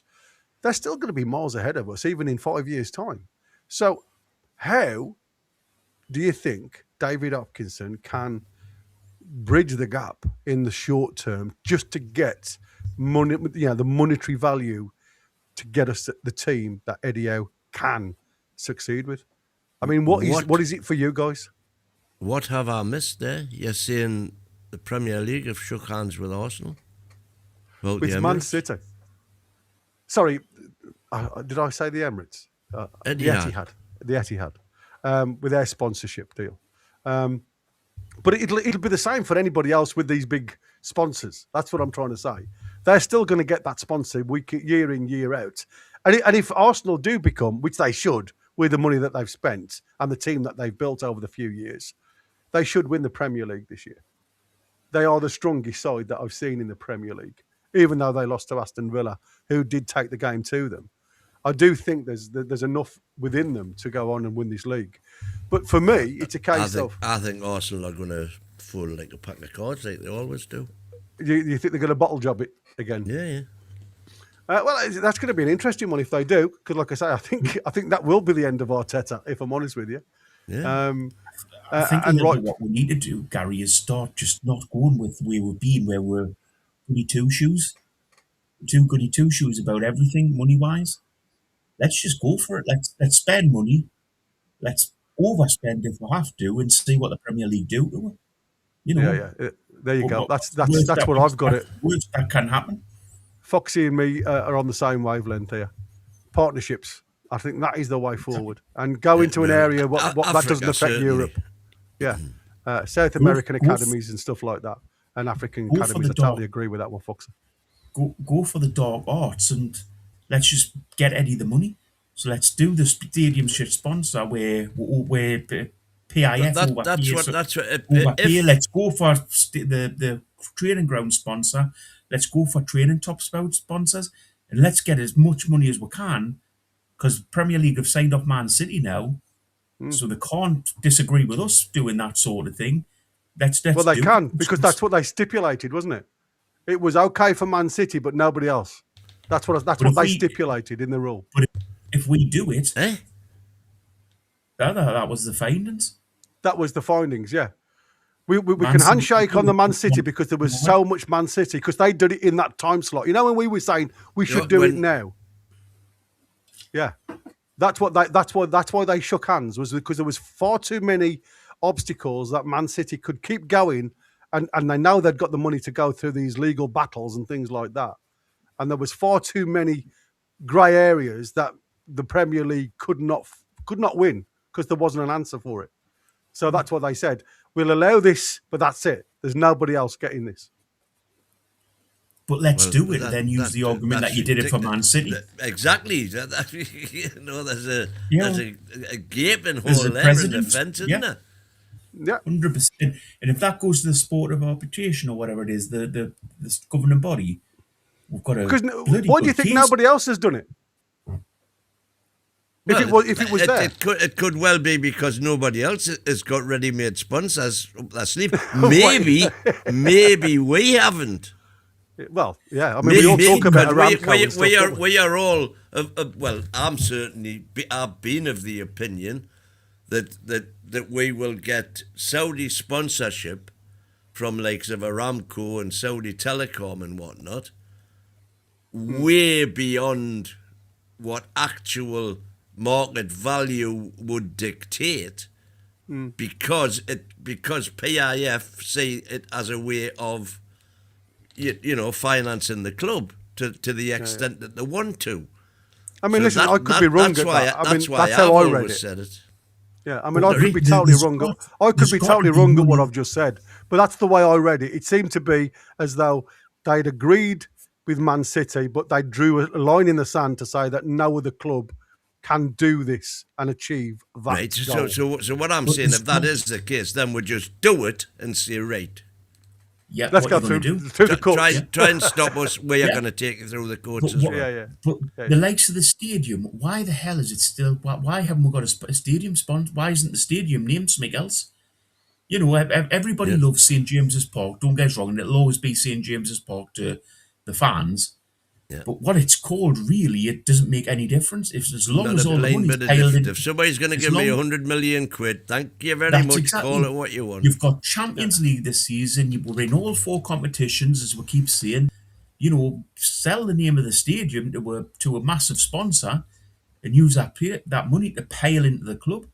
Absolutely, I totally. Well, I mean, by the way, I'm all for it. This is Hutchinson's realm of expertise, you know, which he's done for Real Madrid, for Madison Square Garden, for the Toronto Maple Leafs. All of that's what I'm hoping for. Why don't we have gigs and things on? I know people say it's a struggle with St James's Park, but I don't know. That stadium's set up for it. We're in the perfect location. You've got all the transport links. You know, get that stadium set up. Absolutely. Yeah, you know, I mean, I've been to the Etihad. I mean, listen, you talk about, I've even been to Bolton Wanderers ground to watch Pink for my missus' 40th birthday a few years ago. And it was a fantastic concert, don't get me wrong. But I'm thinking, like you are now, why the bloody hell does Newcastle never get gigs like this? You know what I mean? You're talking... I mean, it was packed out, and it was packed out for, I think it was 3 or 4 days she was there, and it was sold out constantly. And like I say, the benefit that would give Newcastle, and like I say, the network is there. It's not as if, all the trains through the city centre come from all over the shop, north, east, south, and bloody west. So I don't know. I think that there's certainly something that I hope Hopkinson can get involved with and get his teeth into. Because I think that for me, the one thing that you've got to start looking at right now to try and close is, again, they've got to succeed on the grass, because it's this consistent European qualification for me. Yeah, it's the boost of the TV commercial income, the growth in the match day and global fan monetisation. Now, I was looking at the Crystal Palace game, and I was in the queue, and there was 32,000 for the Crystal Palace game. And you start thinking to yourself, these are all people that haven't got the ability to go week in, week out because they haven't got season tickets. That's 32,000 that was in front of me. And I'm like, wow, I can't believe this. And you for me, it's like a case of the infrastructure upgrade, like the training ground has to be done, because that is the only way you're going to get better players in. They have to come to a training area that is world-class, global, effect, if you like, because that's the attraction. At this present moment in time, as much as they've put the money in, the 15 million or so that they've actually got, it still doesn't really bite hard on what's going on. So there's certainly areas that they've still got to develop, and they've got to develop well. And like I say, whether they go and buy another piece of land and work on that, only time will tell. But they've certainly got to get the infrastructure upgrade completely right. And whether they do the stadium improvements until they decide on whether to go or stay, again, what can they do in the short term? I don't think they can do a lot. Let's talk about Eddie Howe then, because there is certain fragility. That's the word I'm looking for, not fertility. Fragility in the side, and so on paper the squad has some strengths, but if you take a closer look, there is spots that still look thin. A lack of reliable backup striker behind the main forward. Obviously, we know Wiss has come back into the side, but according to Eddie Howe, he's still a hell of a long way off from being the player that he wants to see in that line. And going back on Chrissy's conversation when we were doing the watch along, his favoured team would be having both of those players gracing the pitch together, Wissa and Voltemada. Eddie Howe hasn't backed on that. he has said, we're just going to have to take it game by game and see how they are. But at this present moment in time, he only ever sees him as a backup to Voltemada, because I don't think he's anywhere near. Eddie said that. Eddie said that, yeah. And I have got it here. Bear with me. Let me have a quick gander. Is that while he's recuperating or long term? That's not it. I beg your pardon. I thought that was it. It's all right. I've got so many things open, and my computer now is starting to slow down. I haven't. It's just not coming up for some unknown reason. But I have got it. Yeah. So it was down the lines of he was asked the question. Bear with. I think it was Newcastle World. No, it wasn't that one. I thought it was that one. It might be the Chronicle. Let me have a look at the Chronicle's the last one. And it was. And again, I'll go on to the words of what they were saying was, do you think you will have them together? And he says, however, Howe's potential lethal 124 million duo are yet to spend a single minute on the field together. Wissa replaced 7-goal Voltemada, but will soon be hoping he can show a type of form that netted him 20 goals last term. When asked about pairing his exciting new look front line together, Howe, who will touch down with his team in North Rhine-Westphalia for the clash with Bayern Leverkusen this week, said, once Johan gets up to a full speed, I'd say he's a bit short of that at the moment in terms of being able to start a game, but we'll make a decision game by game. But just having him available to share the load is crucial. Nick has done incredibly well carrying his burden on his own. It's not an easy thing to do, especially at a club at the expectations being so high. It wasn't our best game in terms of involving him. Burnley did well. They limited the space. It wasn't our finest performance. Then he goes on to say, they're very different players. You can see they're very different players in stature. They're polar opposites in some senses. But I do think they have similar qualities in terms of they're both technically very good. They both link play up very well for us. They both want to score goals. They just do it in a slightly different way. Johan will take a while to get to his best level. I'll make that very clear. Nick will take a while to fully adjust to the Premier League and to get used to the responsibility on his shoulders for playing for us. But he's made a great start. Signing them, two of them, he said, I'd say Alex and Johan share similar profiles, being identical in the same way. That's Alex Isak, right? So he's looking at the two of them, Johan and Alex being that one. And he says, I would never say, ultimately, I think they have to do is score goals, and I'll find a way for them to do that.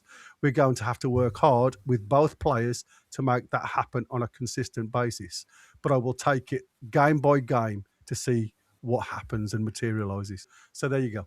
So he's never ruled it out. So what he said at the very start of that you read out was, it's whilst he's saying Johan Wissa is not 100% fully fit, fully match fit yet. Let's make that clear, he said. Yes, exactly. Let's make that clear.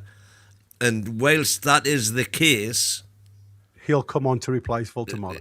He'll have bit parts, won't he? That's not to say that when they're both fully up and firing, that he won't play them both, and I hope. No, that's what he said. He's taking it game by game. And again, this is what I said. If you think about that being in your armoury, and we talk about game changers, if you're chasing a game and you've got somebody like Voltemada to come on, drop him in that hole just behind that false 9 position, or you've got Wissa to come on, Wissa goes up top and you drop Voltemada in the hole. That's what I said. There's certainly something there when he's up and running. But like I say, Eddie didn't rule anything out. That's what I was trying to say. Lads, should Eddie not grow a pair of kahunas and play the two of them together? So once they're both fit, give them a chance of playing together and see what it's like. Well, he didn't say that he wasn't going to do that. That's the point I'm making. Yeah, he hasn't ruled it out. No, he said, let's make it clear, Wissa is not 100% match fit. Win. You go off last season with the results and things, so you keep going back every season. When's he ever started with 2 strikers? Well, he's done it with Isak and Wilson a couple of times, but it's more last gasp stuff, never. isn't it? Never when really. he did, because they were never fit at the same time. Didn't he do it with Wilson and Wood as well a couple of times? But again, not started. It was when they were chasing games, and that's what I said. You do it. Yeah, you can do it. That's what I said. You have got that now in your armory, which isn't a bad thing, I don't think. And you start looking at it for what it is. But for me, I think there's a lot on the line now. Man U were 2-1 up, by the way. Yeah. There's a lot, I think, on Hopkinson's shoulders now when it comes to the speech mark, if you like, and the way he's gone about the way what he's saying. And I mean, I must admit, I think Nick Voltemade. I know you're not a massive fan regarding his positioning side of things. I mean, I think he's done tremendously well to get 7 goals this year. I must admit, because our wing players been awful. When you're talking about getting deliveries into the box for him to work off. A lot of it, I think he's pulled the rabbit out of the hat a number of times. It's 3-1 now, is it? Wow. And I must admit, you look at Nick Voltemade, it's fantastic here. That was his statement, Mason Mount's got the third. Interesting. Buemo got the second one, didn't he? I don't know. But I mean, I've just great ball in from Fernandes again.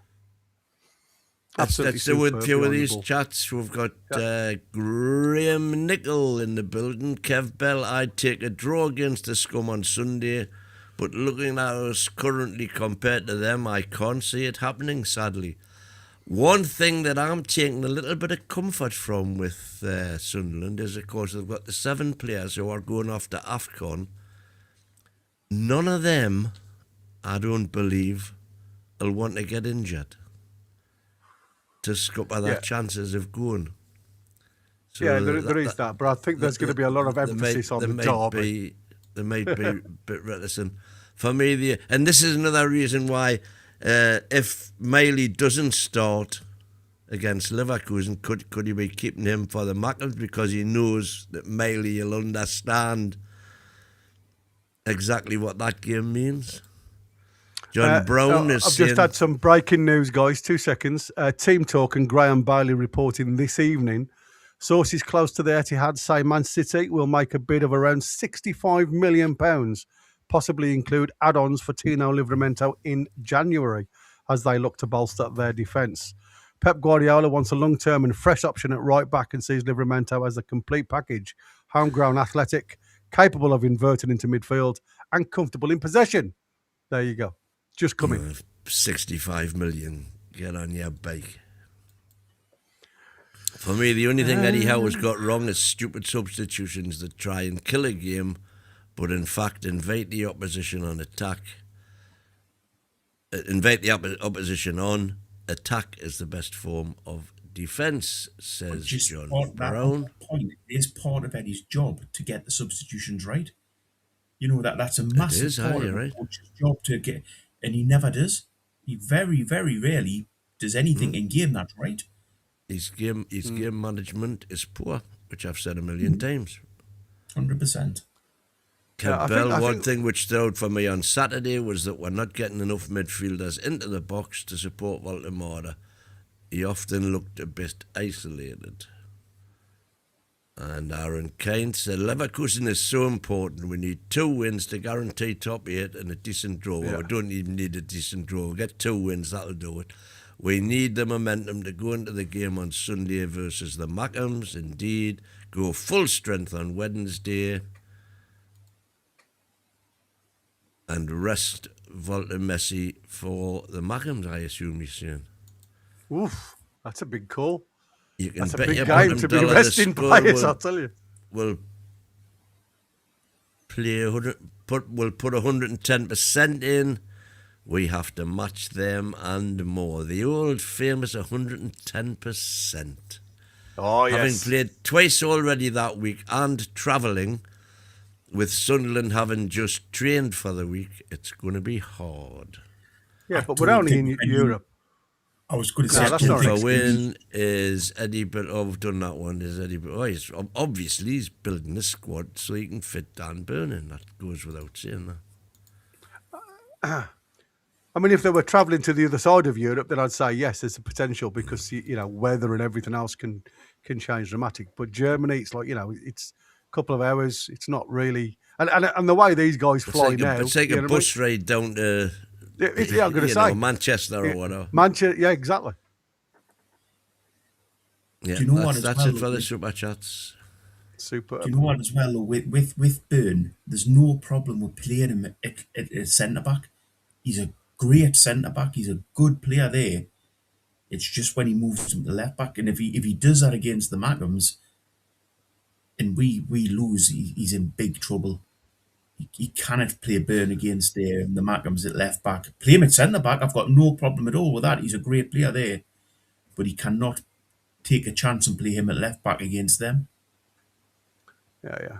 I mean, it just is. in the light of what you were just saying then, Native Americans saying money's not worth having if we have to buy an inferior player. Tino is irreplaceable at the minute, and I agree with you. 100%. You wouldn't have said that in the first 15 minutes of Burnley match, though, would you? Well, you wouldn't replace anybody in the first 15 minutes. Anybody can have a bad deal. An half moment, yeah. He's always susceptible on the defence, though. I think he's great going forward. Like I say, carrying the ball, plays that inside right position beautifully, I think. But like I say, he's very susceptible on the defence. I think with the likes of Tino, you take a little bit of a hit in defence in regards to how because of good that he forward movement. Yeah. because of the forward movement. But isn't that the lot. same with Hall, though? I think that is it, isn't it? Because I think the beauty of us having two solid centre backs, if you like, Eddie does gamble a lot on youth to give him that legs down the width, And like I say before, it used to be Eddie gamble on youth, side. surely not. Well, he's only got the youth to work off at the minute, mate, to be fair. In the 90s, you had exactly the same thing with Barton and what was his name, Beresford. They were both John great at Beresford. going forward. Probably not the greatest defenders in the world. No. But they certainly give you something on the outside, didn't they? Give you a hell of a lot more. This is the best full-back pairing we've had since Natras and Kennedy. There you go. That's going back to the 70s. Jesus Christ. That's Too young for that win. That's a good one. Comparing them to Natras and Kennedy. So, what could go wrong then? The last couple of minutes. Let's talk about what possibly could go wrong, if you like, when you talk about, is our ambition too high? But so are the risks, I suppose. And if you think about it, what we've got to start looking at now is we've got to start producing something on the field of play to close that gap, if you like, because again, you're talking about this global audience. The global audience follows the Liverpools, the Arsenals, the Manchester Cities, the Man U's of the past, not because of the name, but because of the football that they play. I mean, I'm watching Man U now, and some of the deliveries into the box are fantastic. The players are running in behind, leaving gaps wide open. Wolves are now. Wolves are a poor side, but again, even the likes of Man U, who they've had the Mickey taken out of them for several seasons now, they're performing. They're performing to a level, and yes, some of the results haven't gone their way, and that's all you can ask of the players, isn't it? To go out there and put a performance in, and that is my question, because we aren't hitting the high notes on an even keel, and like I say, I know Win says, I'd watch that game against Burnley if we win every week in, week out, as long as we get the win. That's the old Arsenal saying, isn't it, under Wenger? The 1-0 balls. No, that was George Graham. Was it Graham or was it George Graham? 1-0 to the Arsenal. Then was it David O'Leary after him? Oh, might have Say been. again, sorry? Yeah. O'Leary Was it after David him. O'Leary after him as well? I mean, it was negative, no, wasn't it? after George Graham, no, it was Rio, because it was Rio who signed Bergkamp, and then Wenger. Then Wenger, yeah. I'm thinking of Aston Villa. Oh, not Aston Villa, Leeds. And I think that is where, like I say, we've got to. That's why I think the January window for me has to be handled correctly. I don't know how many episodes, how many shows we had when we were blaming the world and his brother about the shop window just wasn't conclusive enough for me. So I think this is the one that's going to be the important one. Anyway, the American Mag, the elf is in the building. We're donning the hat. In the house. And yeah. Roy, the Royston is here. So I'm going to loving you and leaving you. Thank you so much for joining. I'm going to add you over to the American Mag. Thank you all, and I'll see you on tomorrow's where we have a look at Leverkusen. That's see right. you, buddy, lads. Coming up. How are you, lads? Thank you very much. Take care, everybody. Appreciate it. That was Gary. What's going on with Roy? Welcome, folks. How's it going? I hope you're doing well. And yeah, let's get on. Let's get on with it. NUFC Talk, folks. Smash the like button. Let's go.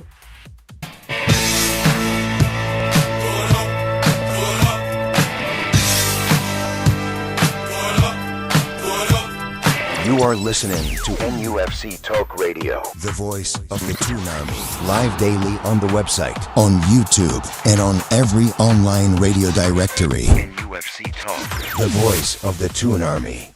Set up for maximum confrontation and super opinionated debates. The NUFC Late Night Show with Chris the American Mag, Derek the Mighty Win, Rory Caviani, and the rest of the panel, Monday through Thursday from 9:30 p.m. UK. NUFC Talk Radio, the voice of the Toon Army. All right, ladies and gentlemen, the Late Night Show starts now. And how are you, folks? Good? Always Roy? good after a win. Good. But of course. It doesn't take much for you. Doesn't take much at all. I'm a happy person. Unlike all the misery guts around. Oh, there's none of the misery, man. There's nothing worse than living life lying to yourself. Living that life must be knackering, man. It's bliss. Trust me, it's bliss. Oh, so you do lie to yourself every day. Damn, I didn't think you were gonna ever recognize that or admit that, but now you have. So there you go. Roy, you haven't got your takes for the game yet. We won 2-1. If you didn't know. Well, we did get them. Can we keep them clean this time, please, Roy? Yeah. No, we didn't. We did it. When did we get his takes? I think. No, I wasn't on. Yeah, he wasn't on. He wasn't on at all. So again, when lying, deceiving, and scamming the fans. Well, in a nutshell. No, we got another hour and a half, man. So yeah, well, we're absolutely useless. We won the game. We got the 3 points. The happy clappers were happy because they keep clapping and they keep always happy. We scored from a corner and we scored from a penalty. We played against 10 men for 55 minutes, absolutely clueless, and we won the game. In a nutshell, that's what it was. And we could have, if that game maybe would have gone for another 5 minutes, we probably would have lost.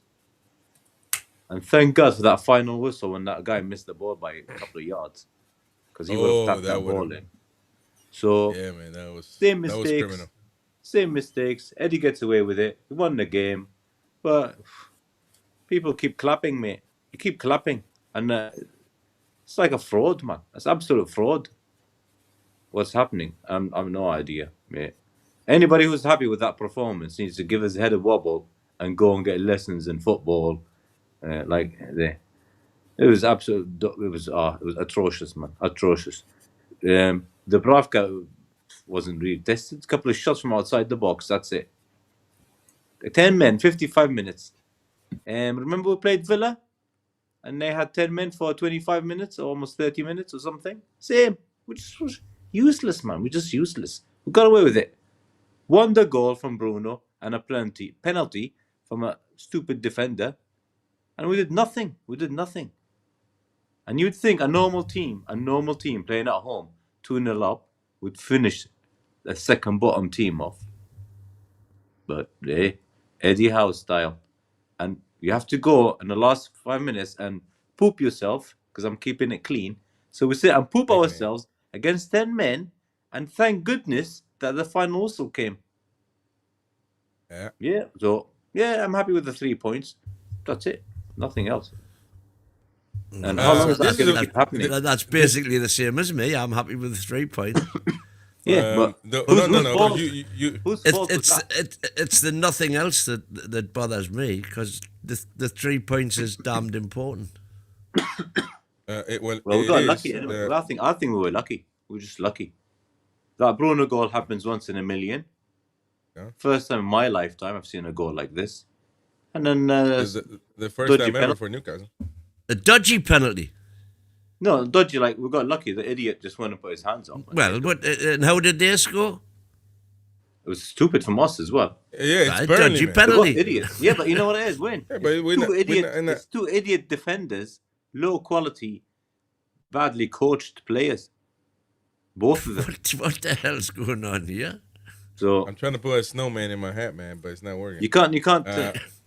If that game was lost, honestly, if that game if a draw happened, that would have been our worst result this season. If that ball went in, that would have been our worst result this season. I'm telling you, man. See, that's the thing, though. I don't know why everybody in life wants to live free of risk, free of, I don't know, wants to live a normal life. You know, go the speed limit, go 5 over, 10 over, you know, whatever you want. But 100 mile, 200 mile per hour, you're going to get killed at some point. So, you know, why is it that we as a team don't do the same is beyond belief. But this is the first time, though, Roy, that I'm hearing you this season, really, you're whinging a little hard. I'm not saying it's not warranted, but you're whinging because you've been usually calm and collected. But the fact of the matter is that if you were to lose against, not lose, but give away points against Burnley at the end, I mean, that would have been that would have been just. I don't know that Eddie Howe would be manager right now. I mean, look at the expression when he was. I'm not going to forget that for a while now. His expression is that ball almost went in, or nobody was there to defend it. Rather, I mean, he knew. He saw his life flash before his very eyes, man. Well, the funny thing is, he took Dan Burn off, and he said Lewis Hall was sick or ill or something. So what was he doing coming on? If you're fit enough to start, you start. So if I'm sick, I don't know. Maybe he had some flu injections at half time, and he was better in the second half and put him on some kryptonite, anti-kryptonite stuff. I don't know. But Keegan said, "Don't lie to the fans," and we're not stupid, mate. We're not stupid. Dan Burn has got James Bond passport. He plays. He's fit. He plays. That's it. He's fit. He plays. Done. No matter what. And that is going to be Eddie's downfall. He's going, man. He's going. He's going to go soon. PIF's not going to wait for this. It's not your club, mate. You work there. It's not your club. You're an employee. You work there. They spent 750 million on this club, and you're picking. Well, I don't know. They put him left back again. But first of all, you didn't get the memo. You look out of place. But second of all, Lass is in bed. you got your look like you. Wait. Shall I go and get it? Let me go and get it. Station. Okay, now I'll ask you a question. I didn't get the memo either, by the way, but but you gotta be quick to react. You gotta be quick to react, baby. I'm going to get it. But let me ask Boki then, because it's a good point that the Happy Clappers bring out. 10 out of 12 points. That's a pretty good percentage. Now, I don't know why they want to put in the Champions League or extra non-Premier League game in there, because clearly that hasn't been our problem. But if you do want to do that, then you can add the Marseille game, which was knackering anyway. But neither here nor there. I mean, 10 points out of 12, that's a pretty good stat, man. So what you got to say about that, Boki? 100%, mate. The Happy Clappers are quite right. The 10 out of 12 points is a good result. Good place to be. But what I would say to win is, and the Happy Clappers that were at the match and the ones that watched it, were you happy enough going? Were you impressed with that game? Did it get your belly going? Were you sort of up for it? The crowd weren't. It was a really flat atmosphere, and I came out thinking, yeah, we won the game, but am I happy? And I wasn't particularly. It's sort of not being negative, but as I say, they're quite right. We've got the you're quite right when you've got the points. No, I can't argue with that. Yous have got the points. But we've got the points. You can't argue with Eddie for that. But if you're happy enough going watching football like that every week, then go for it. But for me, it was as long as it results in 3 points, absolutely. But Boki, in a sense, you're falling for what Mighty Wayne wants you to fall into his trap. It's not even about liking or not liking, because Wayne likes. He told me the other day he likes backdoor or something, something to do with backdoor. That's none of my business. Whatever he likes, he likes. But likes are just they're irrelevant. But playing like this is simply not sustainable. It's not sustainable. You're playing bad. You're not playing bad. You're not playing ugly. Newcastle not playing ugly. Because some people can say, for the most part, a lot of people whinge about being counter attacking and being defensive. It's not pretty. It's not cool. It's kind of boring. But we're not doing that. We're not doing anything. We're playing bad. We're not even playing ugly. So, but Chris, if you want us to come on here and argue about how we're playing, I can quite happily. But I can't justify the fact that I'm doing it when we've picked up 10 points from 12, because that's a good result. That's a good result. If you ask us how we're playing rubbish. If you're happy, as I say, if Wynn's happy enough for the rest of his life going to watch them games like that, then fine. But it's not for me. It's just, it was a struggle to stay till the 90th minute, as I said. It was a struggle of a game. Tottenham was awful. We played okay against Everton. Tottenham wasn't awful at all. It was awful, Wynn. Come on. It was bad, man. It was bad. It was just another regular game. We gave up another lead. It was a bad 10 minutes. There you go. Come on, Wynn. Did you watch the match? Did you watch the match yesterday? Sorry, on Saturday. No. Yesterday was a bad 10 minutes. You were saying Tottenham. It's the same thing, man. No, but I'm saying it's the same thing. It's repeating. No, Tottenham were played well. So how didn't we win the game? Not good in the last 20 minutes. Because of the last 10 minutes. That's what I've just said. The last 10 minutes against Tottenham were poor. But so let me ask you on Saturday. The atmosphere was flat. They couldn't get songs. Yeah. Nobody would pick up on songs about Eddie Howe and Jason Tyndall. It was a poor game and a poor atmosphere. But that's an interesting. Got the result. But that's an interesting topic there. But I will ask before I get to that point, because that's a great point to get to. But I want to ask Roy, the Happy Clappers do got a very straightforward and very factual fact, with the redundancy of saying the same word twice, that we won. We got 10 points out of 12. So how can you complain or whinge about 10 points out of 12? We're not playing well. We got lucky in few of them. We're not playing good. And what happens? Remember last season when we had few good games and we're getting all the points and we were like, watch out, because your luck will run out and your bad performance will turn into points or lack of points. And that's what's happening. We're rubbish. We've been rubbish. So it turned into that many lack of points that we got Champions League? Well, no, because we had that little run we had in March and April. We were like nowhere near. Remember, Gordon got injured and we won like 6 or 7 in a row.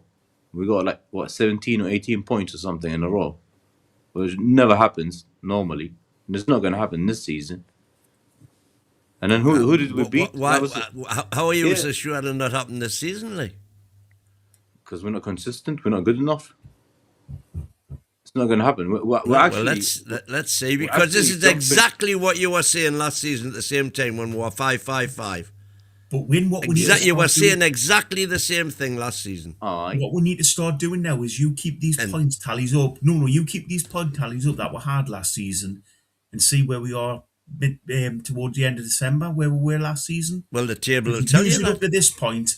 No. You use your stats of going off last season. So you had 5-5-5. See where we are at the end of December. Well, let's have a look. I mean, we've got more points now than we did last year. You don't think Win? Do you not think that we're playing worse now than we did last season? No, because if you remember, last season we were playing really badly and picking up points. And the argument then was the same it is now. This is not sustainable. And it was sustainable. No, but it's bad. Yeah, that was we weren't playing good. So, but are we playing? So we weren't playing good neither season. Last season at the time, this season right now. So, but you don't think that now is worse than last season? As bad as it was last season, playing wise, form wise. I think it's pretty much of a muttons, to be fair. Hello. So in which case, Wayne, why hasn't Howe learned and got better this season? Why we started the season poorly again? Why isn't Howe learning? One trick pony. 100%, boy. Yeah, one trick pony, man. Just run, lads, run. 4-3-3, run. But my main concern. Keep running until your hamstring snaps. That's all we're doing now. My main concern, first of all, is that I'll be reluctant. We're saying that one player leaving is if he was Ronaldo or the pretty Ronaldo that's in Saudi Arabia or Messi. We're acting as if when Isak left, that's what happened. That's basically what it was. That the greatest player in the world left us. That he has knackered us to the point where we can't recuperate so many months in. I mean, I refuse to believe that. And I refuse to believe that Eddie Howe is that bad of a manager. I do rate him as a manager. So I refuse to believe that he is that bad of a manager that can't turn things around. And to be honest, I mean, I refuse to believe he's a bad manager, but he's not turning it around. So kind of contradictory in my own statement there. But now, I want to ask you two, because I talked to Win about it in the morning, and I think he did agree with me in a lot of ways about this. But now that we lose or give up or don't play good, the finger pointing from fans, some, is about the fans. Now atmosphere is the problem. Now we're flat. Now we got tourists. We're Tourist FC. All of that comes to light when we play badly, when we're boring to play, and or when we lose. But when we win, not a single shout about this comes up, ever. So, which one is it? Why do we blame the fans about what's going on in the pitch? What are they going to do? They can sing, they can be motivated. I tell you, I guarantee, if they're like that at kickoff, they now have a problem with it because it makes no sense. While we went to stop stumping on this keyboard. I apologize to everybody's eardrums being busted in the process of that.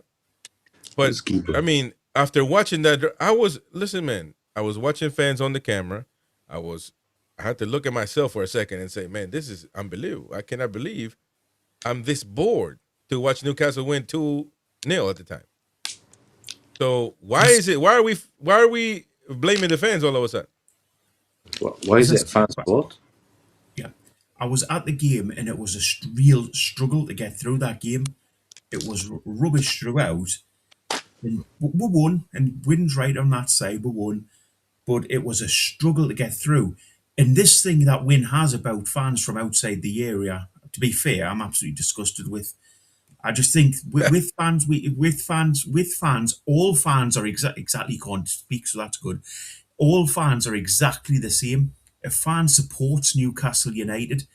Chris, you're a massive fan. You put so much into this club, and because you don't live within 20 miles of the ground, Win thinks that you're not a fan. Roy, exactly the same. You've got to say all fans are fans. Don't use the fact that you live near the ground as a thing. Oh, it's my club and all that. It's everybody's club. If you're a Toon supporter, you're a Toon supporter. And, where you live makes no difference whatsoever. Yeah, I've seen when I was there in last month, I've seen a group from Italy, and the lads were crying the first time they stepped a foot in St. James's Park because he supported the team for 20 years and he's never been there. So he walks in the cathedral and he starts crying. Exactly. We've got fans who leave 10 minutes before the game and have been season ticket holders for 30 years. 100%, Roy. And that just means that there's all kinds of people, that want to leave early, that don't, that got busy, that gotta drive an hour away, that gotta, there's many reasons. So we shouldn't be here questioning fans. There's only you does that, right? I don't do that. You do that. You put words in my mouth.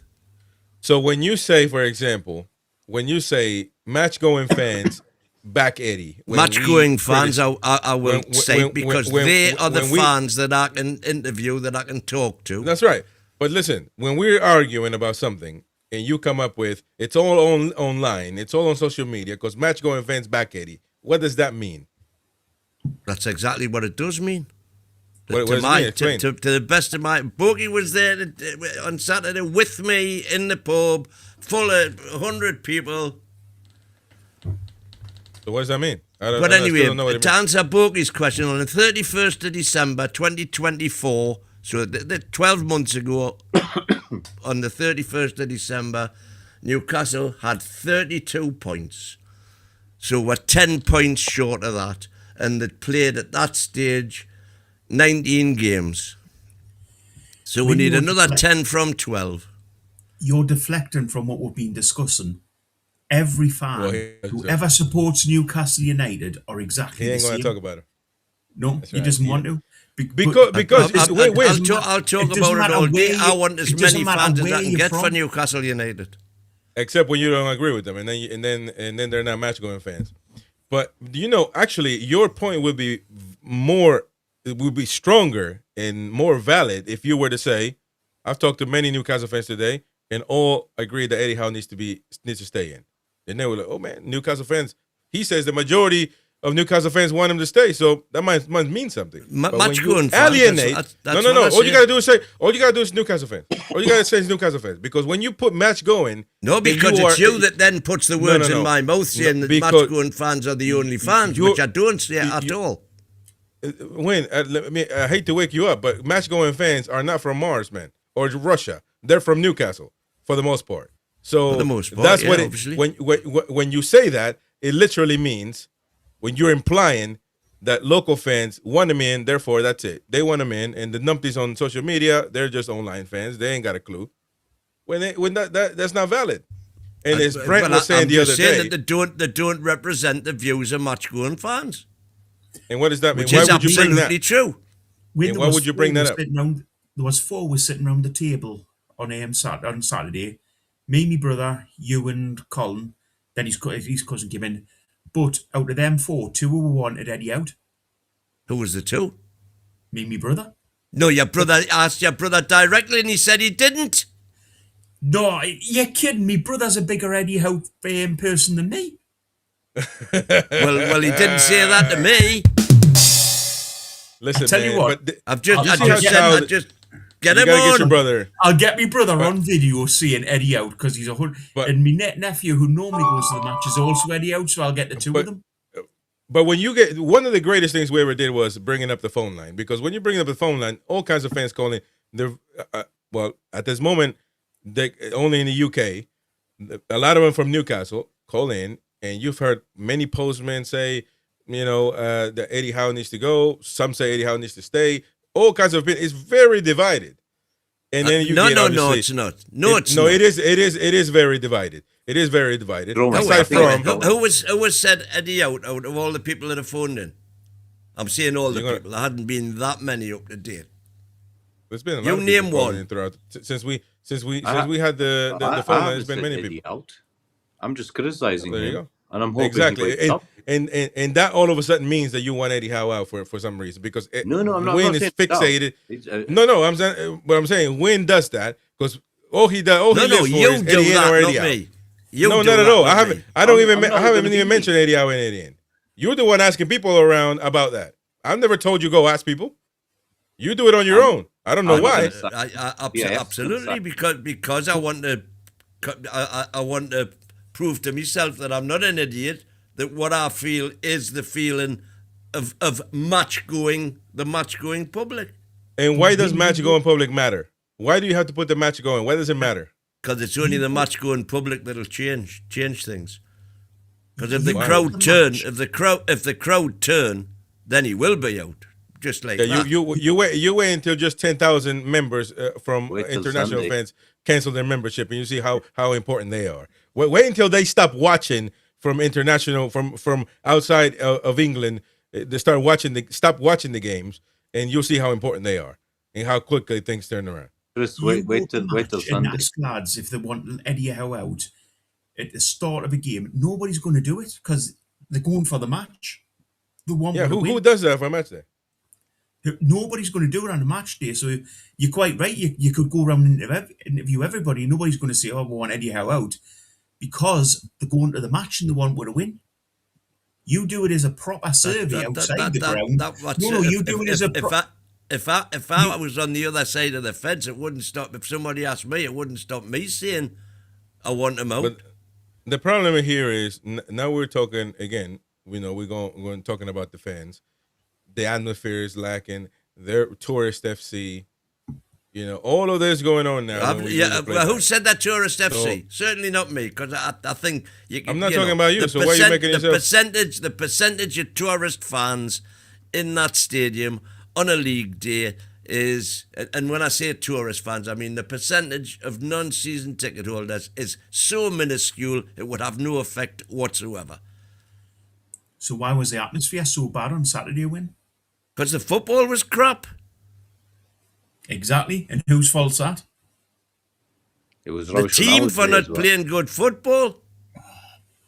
No, that was the coach with his rubbish approach to the matches now. No, it was also to do with the fact that we rotated, so we didn't have stellar players on the pitch at the start. But as you said, that was the best bench you've ever seen for Newcastle. He had the That's right, because we're stellar players were on the bench. Let us finish. He had the best players he could bring on. And what did he do to change the game? How did he bring them players on and change the game to improve? Didn't need to, we were winning. It got worse after we changed. You're talking rubbish. Absolute rubbish. It makes no sense. For example, here, I don't know, the size of these Eagles coming at me. Chris, if match-going fans, match-going public, Geordies are most. I don't know what I mean.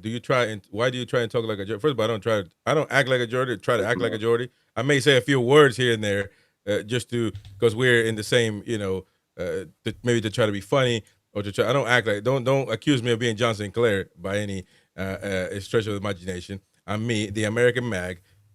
Tough as a 2-pound steak. I don't need to be a Geordie.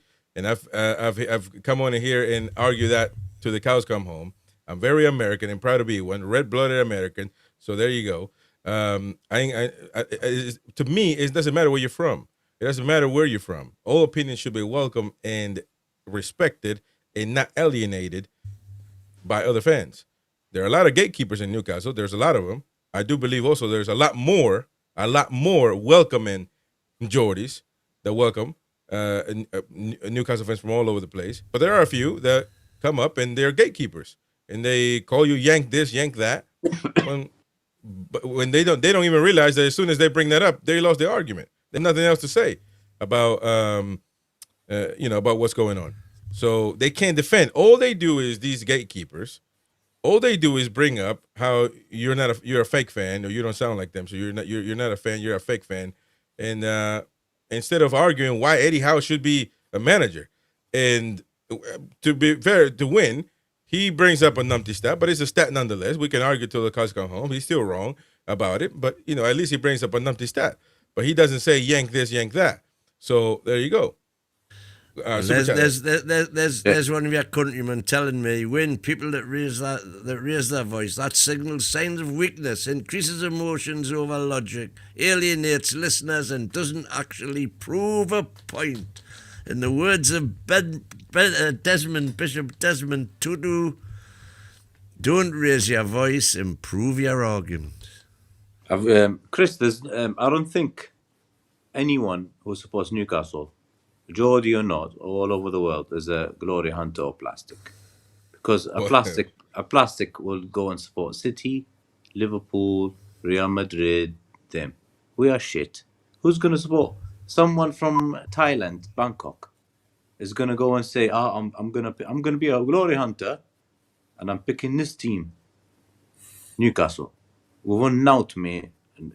Plastic will go and support those two galactic clubs or no, I don't know what the word is. Big club, huge clubs or galactic clubs, not us. So no one in the world, especially people. I live here. We've went. The amount of people who will support those plastic clubs compared to us, you'll never see anyone wearing a black and white shirt anyway. So when you see someone wearing that, you'll be like, proper fan here. So no plastic fans will support us. Maybe in the next 10 years, 15 years, but not now. The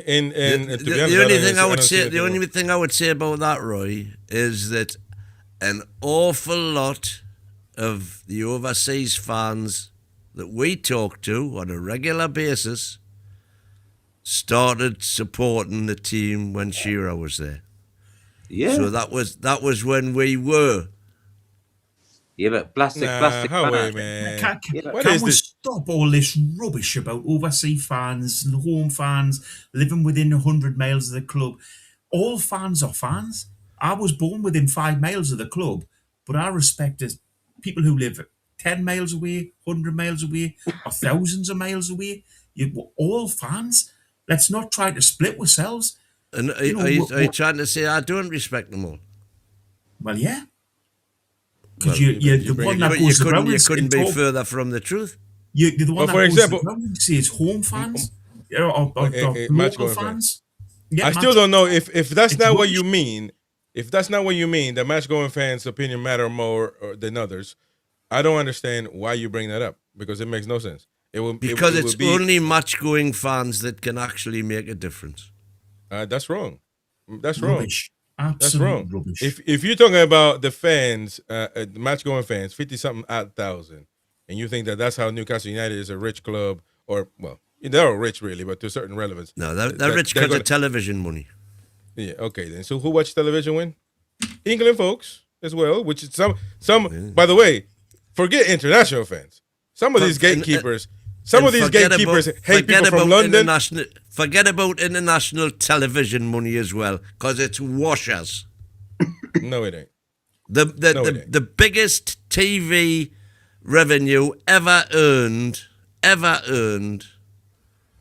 for a game abroad in the US was just under $2 million for a Man City Arsenal game. Let me tell you something. Why are you trying to split fans? Why are you trying to split with local fans? Because Chris is trying to make a point. Chris is trying to make a... No, we're talking money now, which is something I know about. And Chris is trying to make a point that international fans are responsible for hundreds of millions of pounds of revenue in Newcastle, and they're not. Well, the fact that Roy is in Qatar paying a membership, just like I'm in America paying for a membership, just like any in international paying for a membership. Yeah, now I am. Yeah, my reindeer came now. But that, you know why I didn't? Because there's nothing for me in it. That's why I wasn't a member. But then I became a member earlier this month because you begged me to get a match ticket. And then I said you can't get a match ticket unless you do. There is no benefit from it other than me going there once or twice a year. And I don't even think that's true anyway because I got tickets last time without being a member. What's the benefit for me? Not a damn thing. Not a damn thing. There's not a benefit at all. See a legend from time to time online, and that's supposed to be a perk for me. Or so what are we on about? Those people get mad and they cancel the membership. Trust me, bunny lad. 150K of those memberships, a lot of them are out of the country. But these gatekeepers are not just out of the country. The figures that they gave us on Wednesday, at St. James's Park at the meeting for season ticket, was 90. There are between 90,000 and 100,000 members at any one time. How many internationals? How many nationals? How many local to Newcastle? Did they give you all those stats? No, they didn't. But let's say it's all of them. Let's say it's all of them who are abroad. Let's say it's all of them. How much is that? How much money is it? 100,000, £50. How much is that? £5 million. It's washers. You keep saying television rights is washers, membership is washers. You keep adding up, and everything is washers. So what's making money? The 50,000 going to the stadium? That's what's making money for Newcastle United. The cheeseburgers they buy at halftime. The 100,000 off Sky. Yeah, okay. And by the way, these gatekeepers are not just about international fans. They hate people from London too. Even St. James's Park gate money dwarfed into insignificance compared to television money. I'm telling you, these gatekeepers not only hate international fans, they hate people from London, people from anywhere outside of St. James's Park, outside of Newcastle. Who are these gatekeepers you talk about? Who are the fans that watch all these games? It's international fans. It's fans all over the country who can't get to the game. You know what? Right. Why are you calling out with fans? Why are you calling out any fan? I'm not calling out anyone. Well, you are. No, I'm not. Chris is trying to say that I am, but I'm not. No, but you do. So why do you talk to fans that go to the stadium? No. Chris constantly tries to. Why are you coming at me, man? Mouth. Like what? Because you're talking rubbish. You're saying you're on about gatekeepers here and everywhere. Who are these gatekeepers? People all over the place. What have I said about not welcoming fans from outside the city? Haven't said a single word. I love it. I love meeting them. I love everything about it. Yeah, but when you put up an argument about Eddie Howe, when you say online fans, why do you diminish that they're online? Maybe they can't get to the game. So what's the matter with that? Because what I'm saying is the people that I talk to will go because the keyboard warriors can do this all day long. So again, you're splitting fans. And by the way, I don't know how many of them are real fans. Because why? Because of the opinion that they have. Exactly. You don't agree with them, so you question if they're fans or not. It's rubbish, man. That is rubbish. How many times have you said he's a troll? He's a troll. He's a troll. When? If somebody's commenting there non-stop, yeah, they're probably trolls. if they tell me right now Almiron needs to come back, they probably are. What like Vapor Lounge this morning? Like Vapor Lounge, but he's a Geordie. I heard him. He's a Geordie, and he's a Newcastle fan. I'm assuming he's a Geordie, but he does troll a lot, and we like him trolling, But he does say things that make you think. He's not trolling. Yeah, well, maybe that's an issue with mental health. Well, I go along with that. But no, we love Jamie and the Vapor Lounge. So I'm just saying, man, it's don't need to. We talking about fans here, right? And people complain about atmosphere. We played rubbish. People were bored. They were falling asleep, and the atmosphere was dead. So whose fault is that? Who are they to blame now about the atmosphere? The players. Nobody fans, Chris, if you win.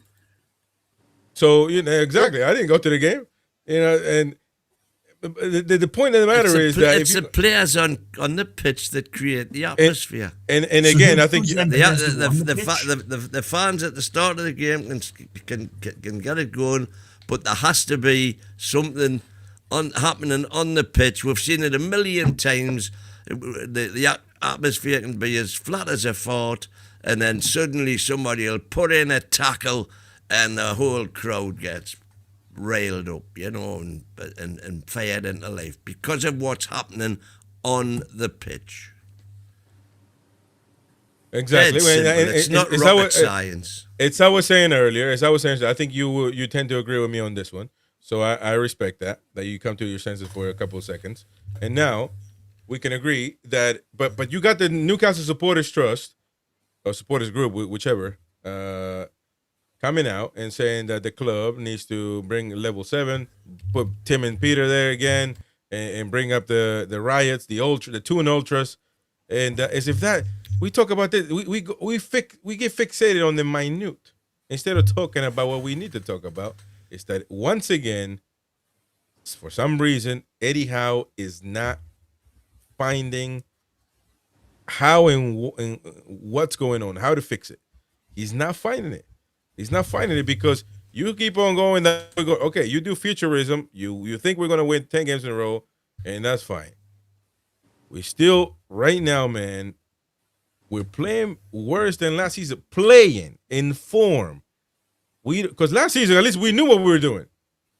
We knew what we were doing. Now, I don't know what's going on in the pitch. I don't know what's going on. And I blame the players, too. It's not. It's just Eddie Howe. It's the play. But they can win. If you look at it in the practical sense, you can't sell all 22 players and get 22 back in the winter window, man. And I'm not saying sack Eddie Howe. I'm not implying that. But I'm saying something. How do you fix this? How do we fix this? I ain't got a clue. I keep telling you all day by day, I don't have a clue.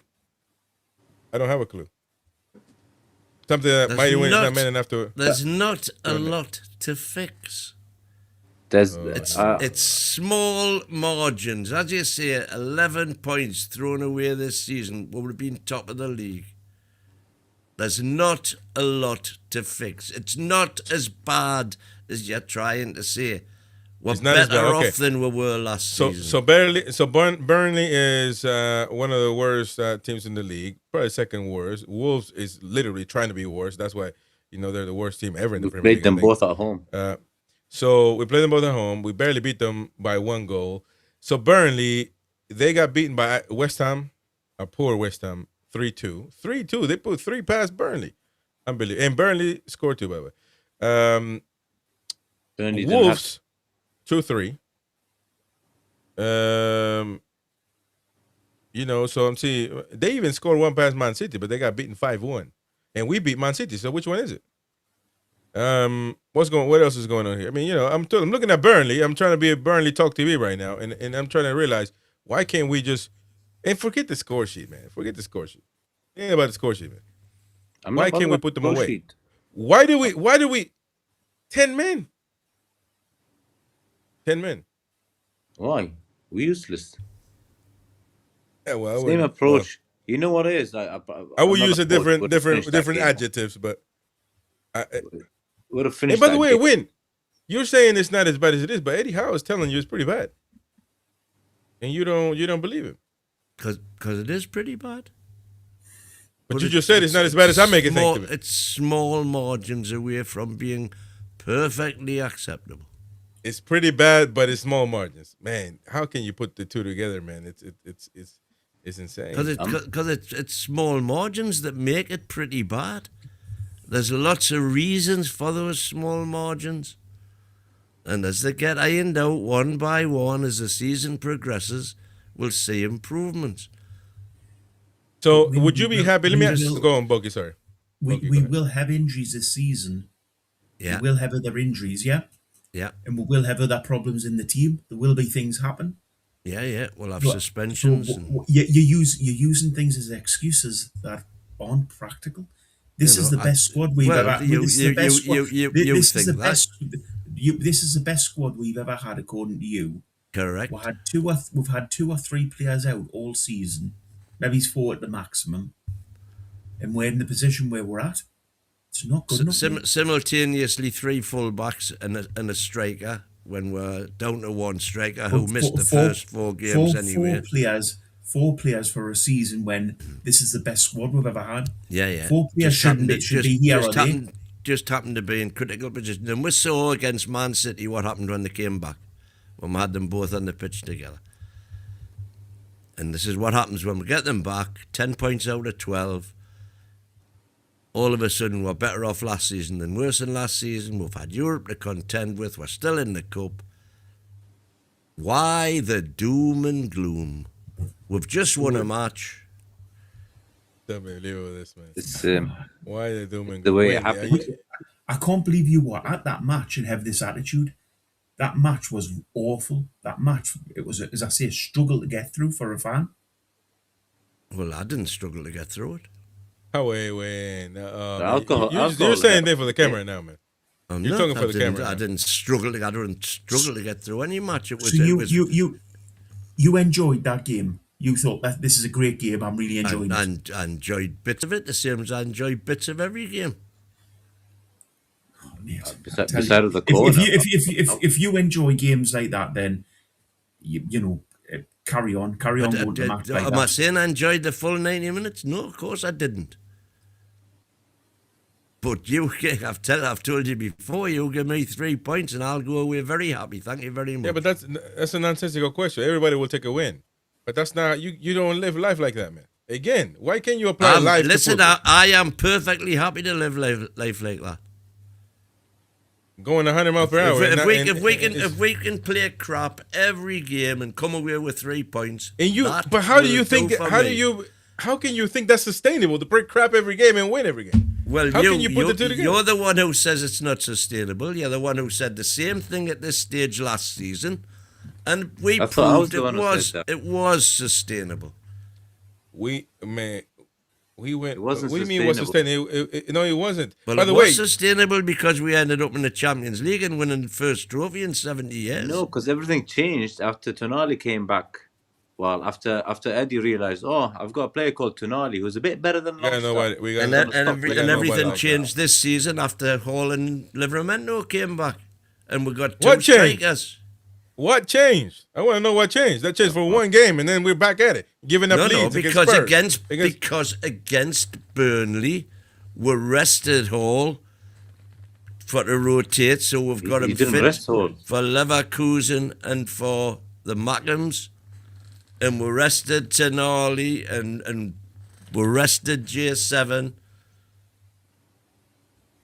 And so we didn't have our full team. We played Alanga instead of Murphy. We played Gordon instead of Barnes. Gordon did okay. I think that's a good decision. Well, so do I. What was a good decision? Elanga for Murphy. Well, I don't have an issue with. Again, I said we need to rotate. Yeah, I've been wanting to start for a while. We were useless in the final third anyway, but I thought at least there's a bit of pace and stuff. And I said we need to rotate because I think that we have enough to be Burnley. We did have enough to be Burnley, but I didn't think it was going to be that. I mean, we barely had enough to be Burnley. I didn't think it was going to be that bad. It just happens in thanks, Win. You being calm works way better, as now I can listen to your point of view, and sometimes I agree because I can hear it and think about it. Thank you, Irish. Appreciate it, man. Chris, do you get you know, when you're watching the football in the US, you get like at half time or before the game and then at half time and after the game, do you get the analysis from ESPN or something? Because we get that here. You get halftime and you get post match. Yeah, but they have to have a game, they go right to it.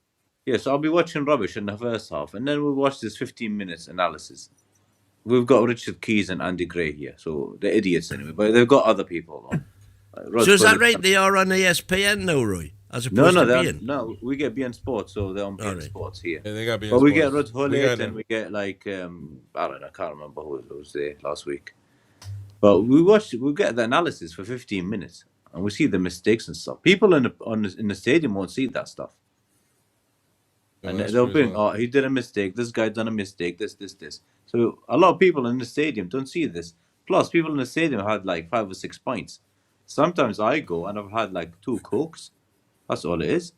So I'm fully aware of what's happening. And I watch the rubbish football. I can analyze stuff. And then after the game, we might win. Like this one, and we were absolute rubbish, and I'll say we're absolute rubbish. But people in the stadium, tipsy, we won and we were getting. But it was atrocious, man. It was horrendous. It was from the guards, that one. I know Wynn doesn't believe in guards, but that corner from Bruno and a dodgy penalty. Wow, the stupid lucky penalty we got. That's it. And that could have been 0-0 till now. They could have been playing 24 hours. We can't score. So you when you get fixated on the score sheet, right? So Gordon hit the woodwork twice. No. Hold on. Voldemort had a shot that was had one shot. Yeah, but it was all shots from distance because we couldn't break through. No. Voldemort was from 6 yards, man. Well, no. Listen. No, let's not get into the Walter That's from a corner as well? thrashathon. Let's not do the Walter Martin thrashathon when he was given one opportunity the whole game. So let me ask you this, Win. All I'm saying is we did create chances. Good chances. SofaScore had 2 chances created for Newcastle United, so I'm not sure. That's all it is. 3 for Burnley. That's SofaScore. 6. So let's look at the other ones then. But hold on. You agree that the Bruno goal was a goal that wasn't even wonder goal. That's a wonder goal. That's not even highlight of. It's a 20th direct corner in whatever 32 years of the Premier League. So you get less than one a year. Less than one a year, yeah, exactly. So and then the penalty was a numpty handball. It's a volleyball play, by the way. I don't know why that guy was thinking. What was Burnley's goal again? It was penalty. Same of course. Well. Exactly. I think their penalty if the world rotates the right way, those plays don't happen, right? But they did happen. No, but I'm asking you. So I'm asking you something here. So if those don't happen, which usually wouldn't happen anyway, and you draw 0-0, say that other handball by Ramsey doesn't happen either. So you 0-0 with Burnley at St. James's Park. We played the same. I don't think we would have played the same. Well, how could you assume that? Because we were attacking until we got 2-0 up. And But then why didn't we attack with 10 men? If that's the case. Because the job was done. When were we all out attack during that game? Were we? Did you feel like, you know, oh, we're having a great attack and the chances here, there's chance after chance? Well, no, because Exactly. we were losing stupid balls in their third, which has been the pattern all season. So, whose choice is that team that was out there that couldn't attack? We were playing against 10 men and we could not get through them. We had no tactics to get through that team. Well, we did get through them. We didn't. In the second half. Till we got In to the the second final half. third, and then we couldn't score, and then we Well, scored twice. come on, it's easy to get to the Come on, final Win. third. You watched that match. You talked Ramsdale about was it. crossing the ball to the How final did we third. score? We scored from a corner. How did we get? No, how no, did we second- get a? How did we get a second corner? half. How did we get a Second corner? half. Because we were attacking. Second half. As I Were say, you on the second edge? half. Were you on Was the edge poor. of your seat? Nobody's Were you on the edge of your arguing seat? that it was poor. Were you on the edge of your seat through that second half, thinking, "Oh, we're going to score here. This is just a goal waiting to happen No, for I Newcastle"? was gutted because I wanted to go and get some more. Exactly. Didn't look like we could score at all, and that's against 10 men in a bottom of the league team. Aye, and your point is, We've regressed. Oh, we're That's playing what it rubbish. Yeah, of course. is. You know, we're Newcastle, yeah. Boki, Thank sorry, you, Big Fan Nick, with the super I chat agree here. I with agree playing with Win. rubbish. Well, I'm I gonna With agree Eddie- with Win. Hold on, with Big Nick Eddie- says. Hold on, Big Nick says I agree with Win as mostly usual. I'm not from Blythe. There you go, says Big Nick. Thank you, Big Nick. What Tell you did you what, want to say, with- Win? Oh, sorry. with Eddie, even 2 years ago, we would have smashed that team yesterday, Saturday, 4 and 5-0. With Eddie, we've just regressed, and he's run out of ideas, and it's the same team, and it seems that he can't buy a player that he can trust and shove into that first 11, and he's stuck with that same team we've had for 3 years now, and you can't bring in new faces in and That's change exactly what he did on Saturday, Roy.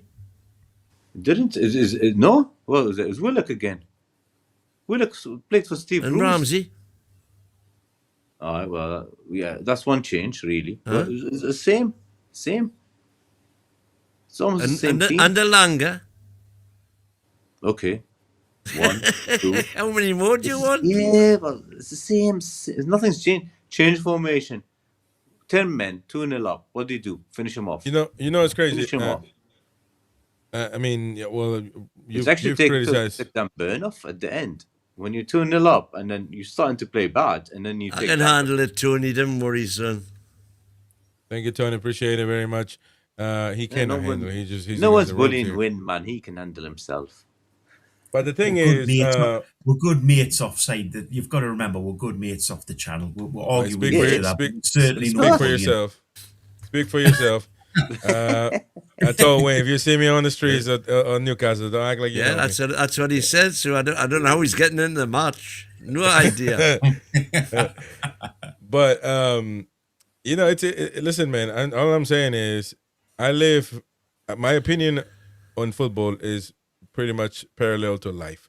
You can't go 100 miles per hour and think that you're not going to get into an accident, and it's just not sustainable. It's not. We're playing bad. We're playing worse than last season. We don't have time. Even if Eddie Howe is this mastermind, can fix it all. By the way, By the way, we're not playing worse than last season either. Because Yeah, we're we are. playing, But as Roy was never, unquick to remind us, we were playing dogs last season as well. Yeah, no, And but so now were we're you. playing worse. It's We're playing worse. unsustainable. It's We're playing worse now. unsustainable. We're playing worse. We We're are playing worse now. Last year we had Longstaff, and I was whinging about why is Tonali on the bench? But that's the problem. Playing for That's the Italy. problem. Yeah. Because we're playing worse with better Right, players. So you got you are pinning the resurgence last season Yeah. on the introduction of Tonali for Longstaff. Clearly. I Clearly. He was am best player on the pinning- pitch. I am pinning a resurgence to come on Wissa for nobody. Yeah, but And I think that's a better bet. But the problem is Wissa has to come for somebody. We can't play with 12 players. So, well, no, okay.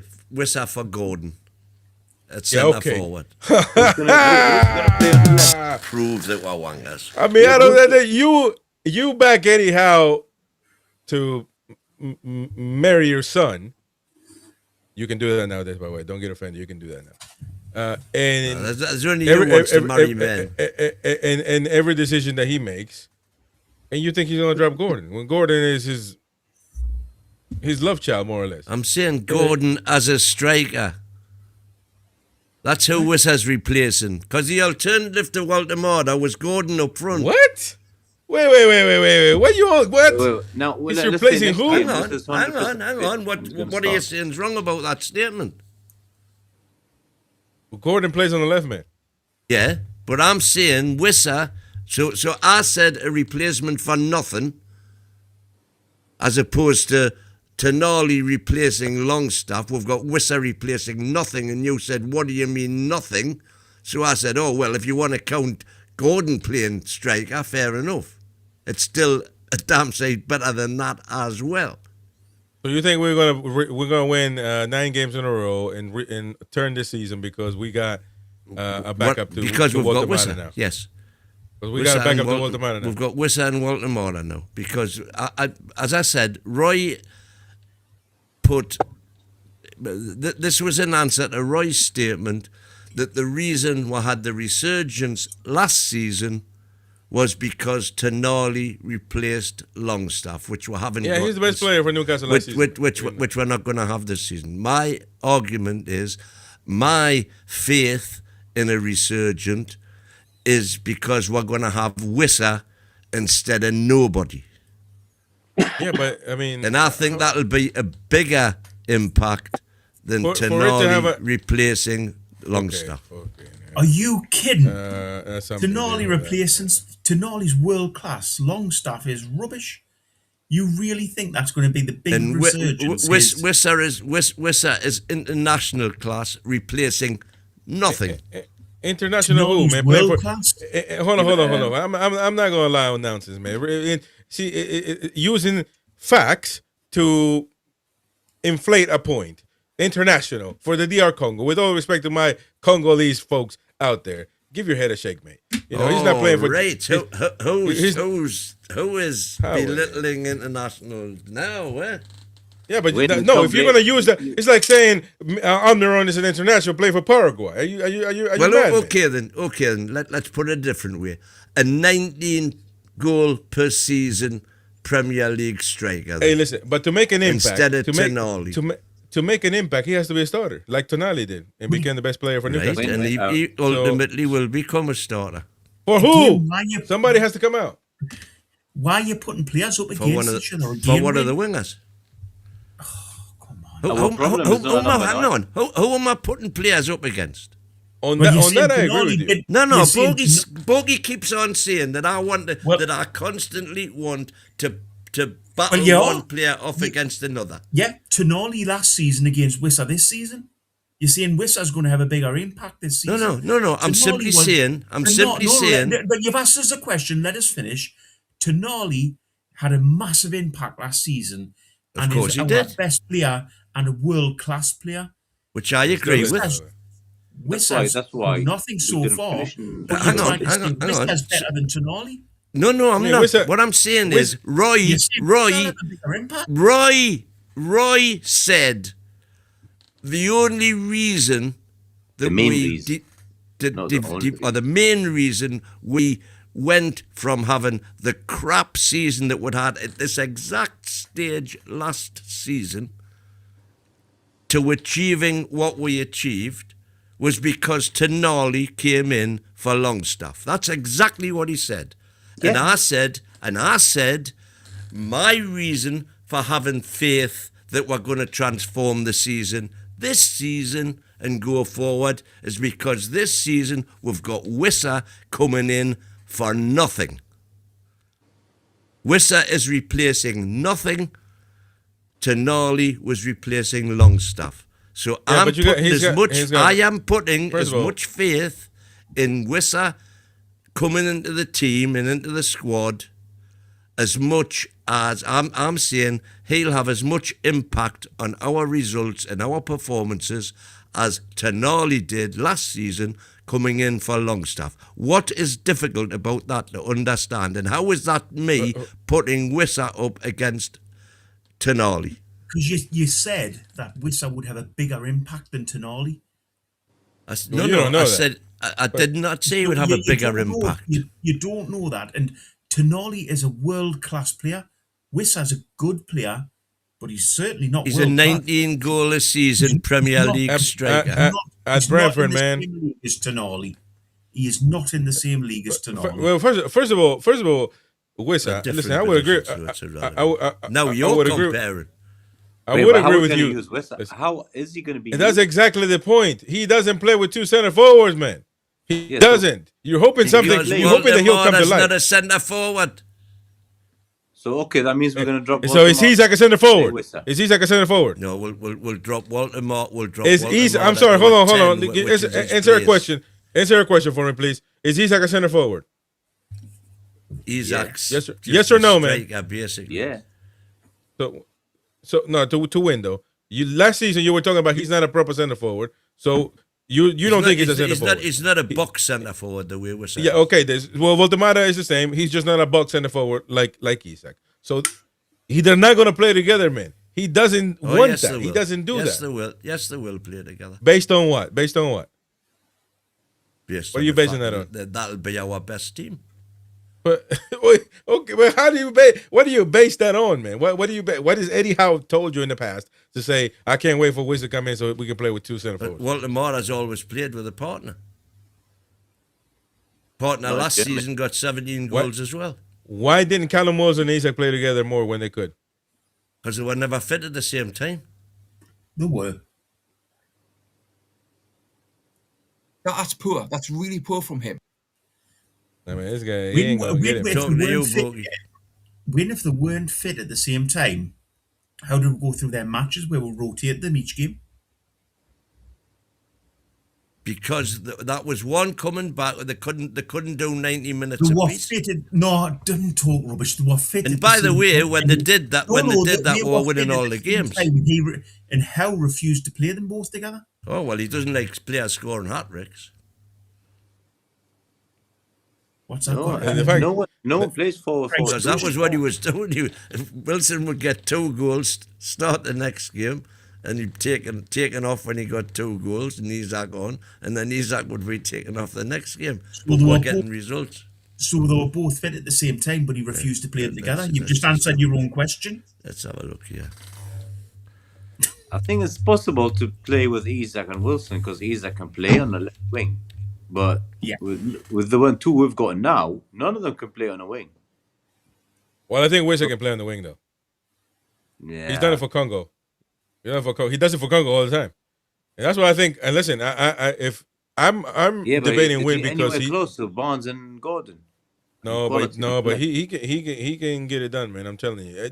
My debate with Win is not that I think he's wrong for thinking that they could play together. I would do it too, but my debate is that I don't think Howe will ever do that. He might do it when we're trying to get a goal in or we're trying to score or something like that. The only way to play them together is to go 4-2-3-1, which he doesn't do, and to play Baltimore as the 10 behind him. And then you have to drop Jolinton and then play with Bruno and Tonali as the 6. That's the only way. Or go 4-4-2, old school, big guy, small guy, which Eddie won't do it. Could happen in the middle of a game or the second half of a game or something. But not a start. Yeah. Yeah, you do got a point on that one. So here we go, and let's take a listen real quick here. This was the presser against Wolves. Eddie Howe will never tell you yes or no verbatim because he'll never do that. But he here explains when asked if Voldemar and Wissa if we were playing them together. And after this, you make your assumptions, and we'll come out and say what we think he means. So let's take a listen.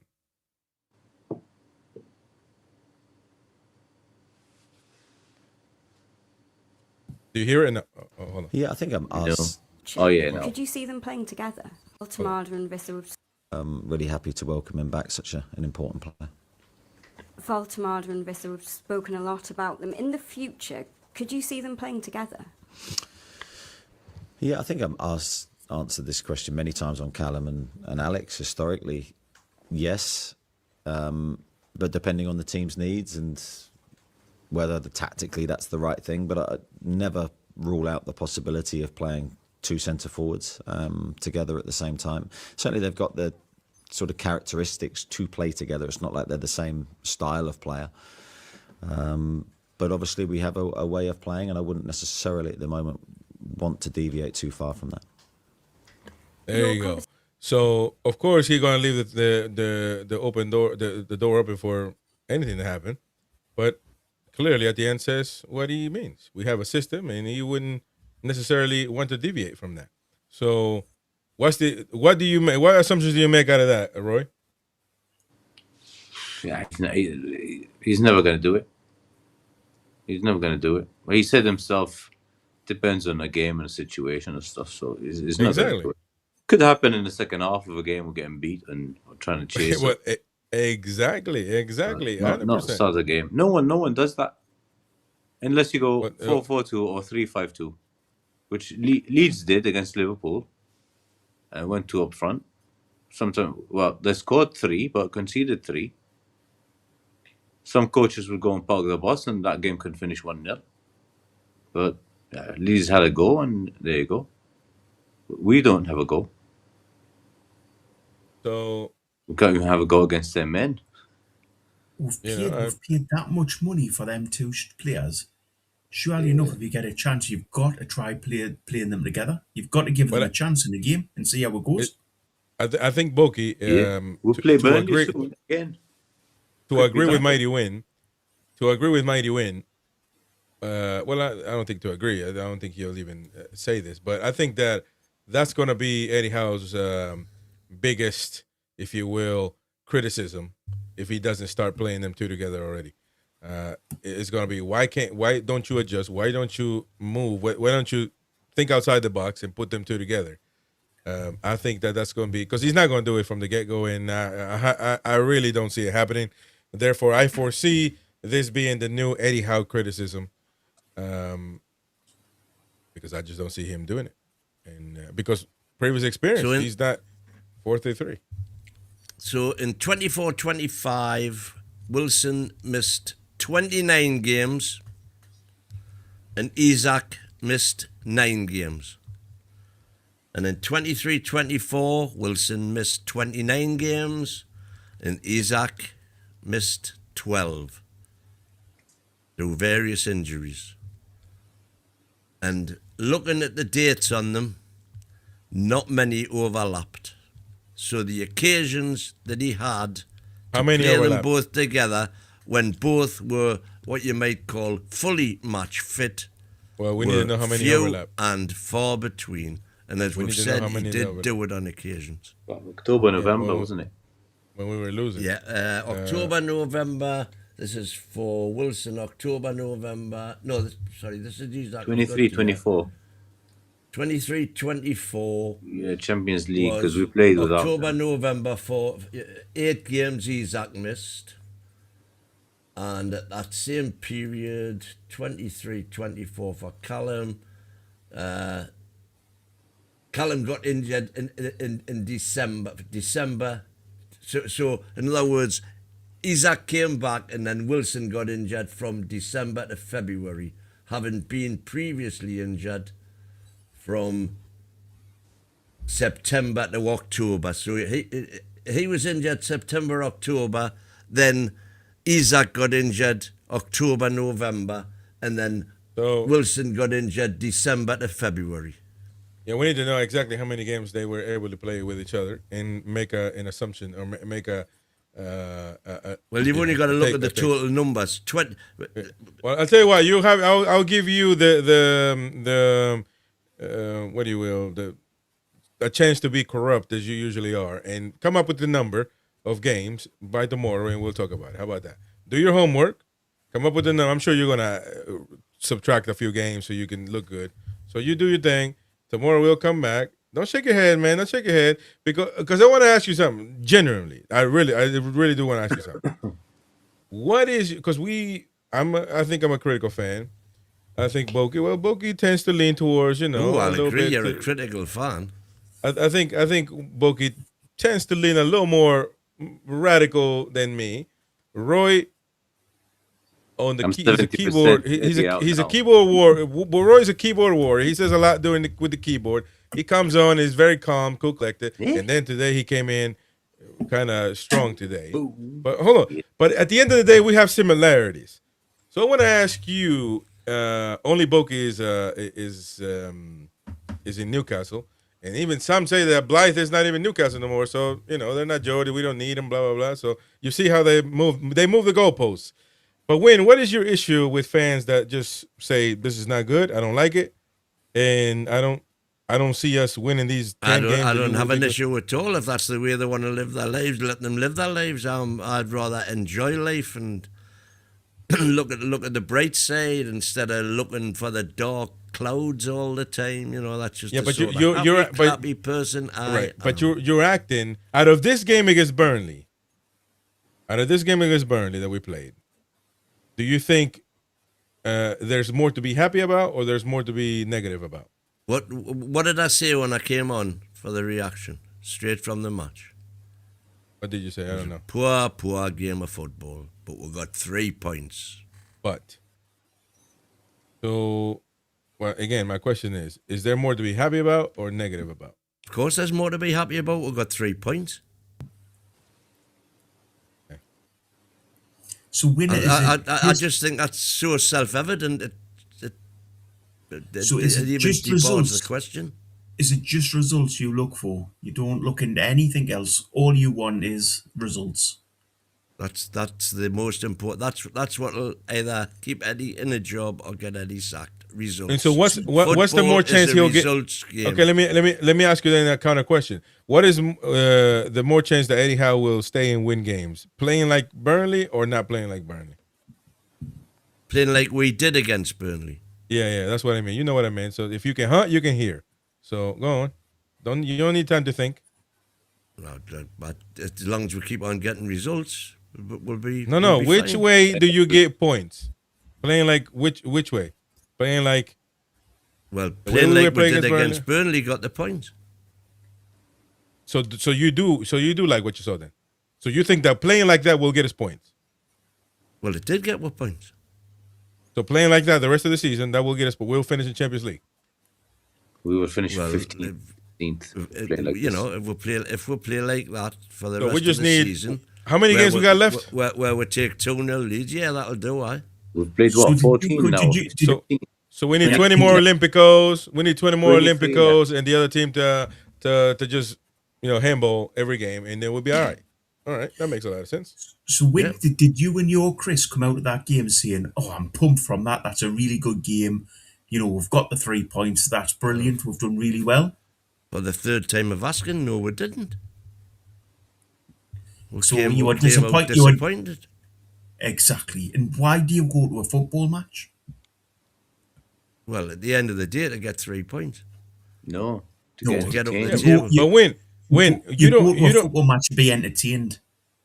When I get so I bring it back to what the media darlings always say about Newcastle fans. You would rather be entertained than get results. You would rather lose 4-3 in a fantastic game than win 1-0 We're not Barcelona, in a boring man. game. We're not Barcelona. Media's never said that about Newcastle United, man. Other than yes, they have.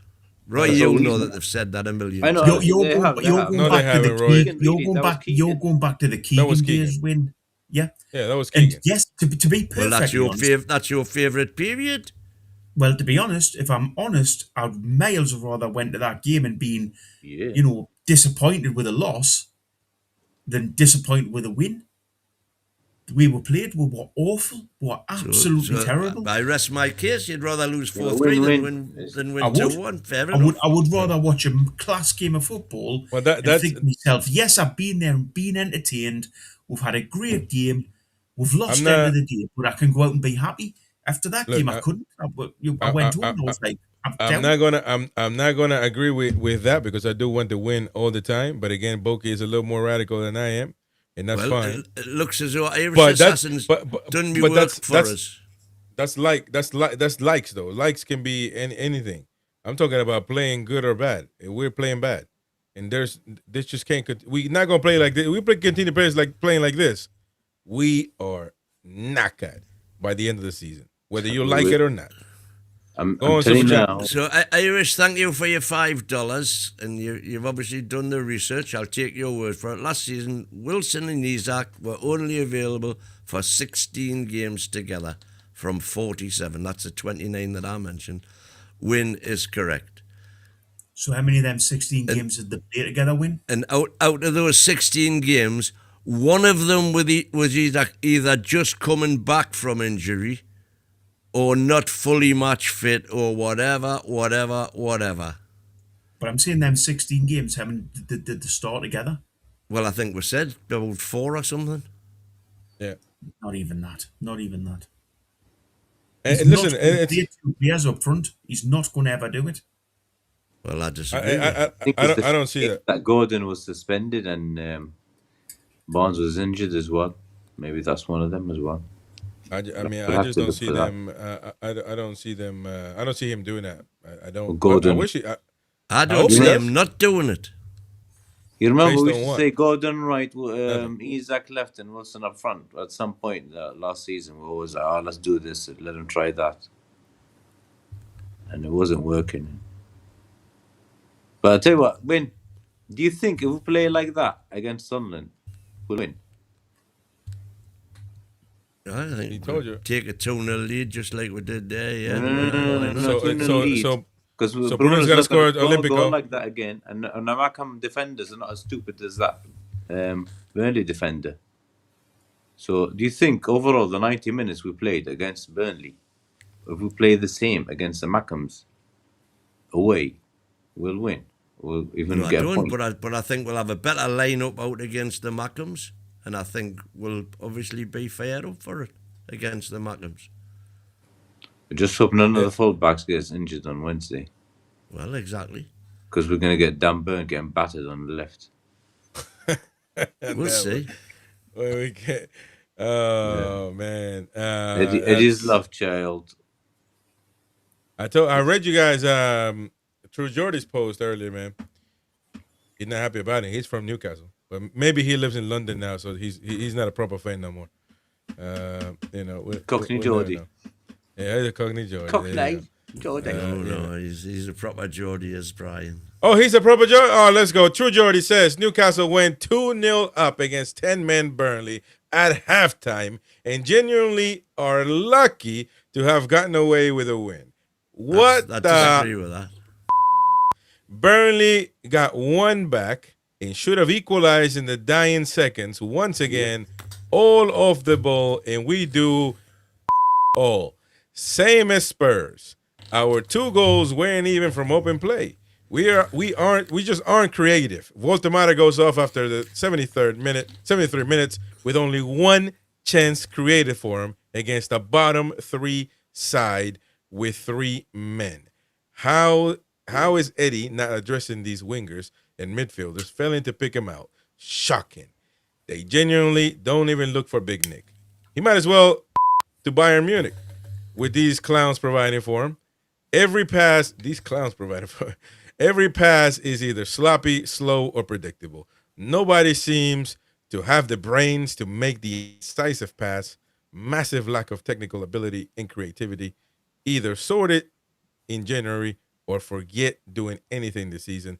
This win papered over cracks. Spoken like a true Iraqian Newcastle fan.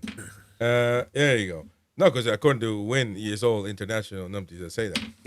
You know what it is? He's a realist, and he'll say it as it is without any rubbish. And what we watched that day was rubbish, but we got away with it. Simple as that. We can't defend that football. But I'm not angry because it happened. I'm angry because it keeps happening and it's exactly the same. Exactly, And man. it's always the last 15 minutes. Every week we're on about. It's not about one game. It's the whole season. If it was one game, we'd just say we were numped tonight. Which we'll is move on. exactly where we were at this exact time last Prove season. that we're wangers. You're out your mind, man. Love it. Anyway, We lost we more got the- games this season than we have last season. A lot of our points dropped last year was draws. Because we were 15, we had 5-5-5. Correct, and now we've got 6-4-5. And Yeah, by the so way, we're- you know, we all So love each we've other. lost here. exactly the same number of games. So it's 1 win for a draw. Oh, yeah, sorry. Win for a draw. 2 points better off. We all love each other here, by the way, so don't think we're keep fighting. these stats? Sorry, can we just keep these stats going for the next few weeks to where we were last season? Well, like I say, last season, after 19 games on the 31st, which is my cut-off point, 31st of December, we were on 32 Oh my God. points. It's like a in bank fifth holiday, place. you know. It's robotic. It's Yeah. like a bank holiday. This is So we'll keep these stats going to where we were last season. That's fine. We'll keep that doing. And by the way, what we talking about? We keep talking about Christmas, man. It's about to be. It's almost Christmas time, man. You know, Yeah. you keep repeat. By the way, you keep repeating that every week, twice every week. already, every day. And where are we? 3 points off Champions League. What's the problem? Well, you know, Were you the at that problem? game on Saturday? I wish Were you life at was that like game on that. Saturday, Win. Were you at that game on Saturday? Well, I think you knew I was because I saw you there. So what's the problem? You That's answer what I'm your saying. question. What's the problem? What's the problem? So that By the game way- wasn't a problem. We had no issues whatsoever during that game. We were playing 10 men with the bottom of the league team, and we couldn't beat them in the second half. We actually lost to them in the second half, No, we'll beat them. and everything's fine. And everything will be fine. Have no fear. So, yeah, okay, mate. All right, man. I like that, man. Just have no fears. As long as win is here, you have nothing to fear. My goodness, man. But look, the Macam Derby is coming up, ladies and gents. And if by the way, if Bruno's goal was an act of God or whoever, then I'll take all of that as well. Thank you very much. Hey, But actually, well, I mean, to be fair, he's been practicing that and he hit the post, I think, didn't he? Against Spurs, the corner. we got 8 minutes left, folks. We got to get on this. Don't forget to smash the like button. Help us keep going. But we're not even going to play the jingle. We're going to get straight right to it. Because a policeman in the Toon approaches a house and asks some questions. And I want to talk a bit about that because I'm kind of lost in the situation. We should have done this maybe tomorrow or whenever we're talking about the Macam game. But it's a funny situation because the Toon fan doesn't want to give any information up. Let's take a watch.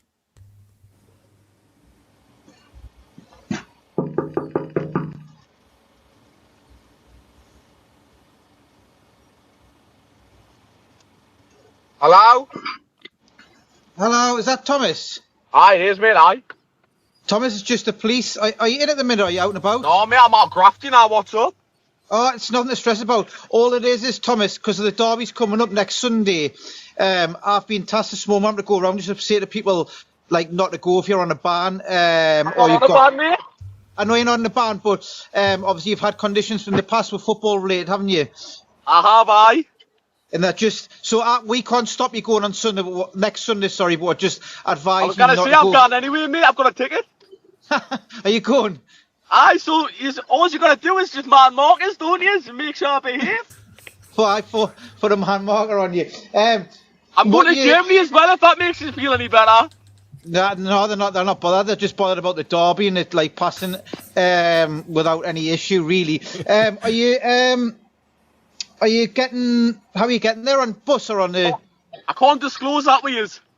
No, that's all right then. Listen, mate, I'm not on a ban and all that. I've got no conditions to follow now. You know what I mean? Aye, that's fine, mate. If you're going, you've got a ticket. It's all legit. I take the ticket's in your name, is it? Can't tell you that one either.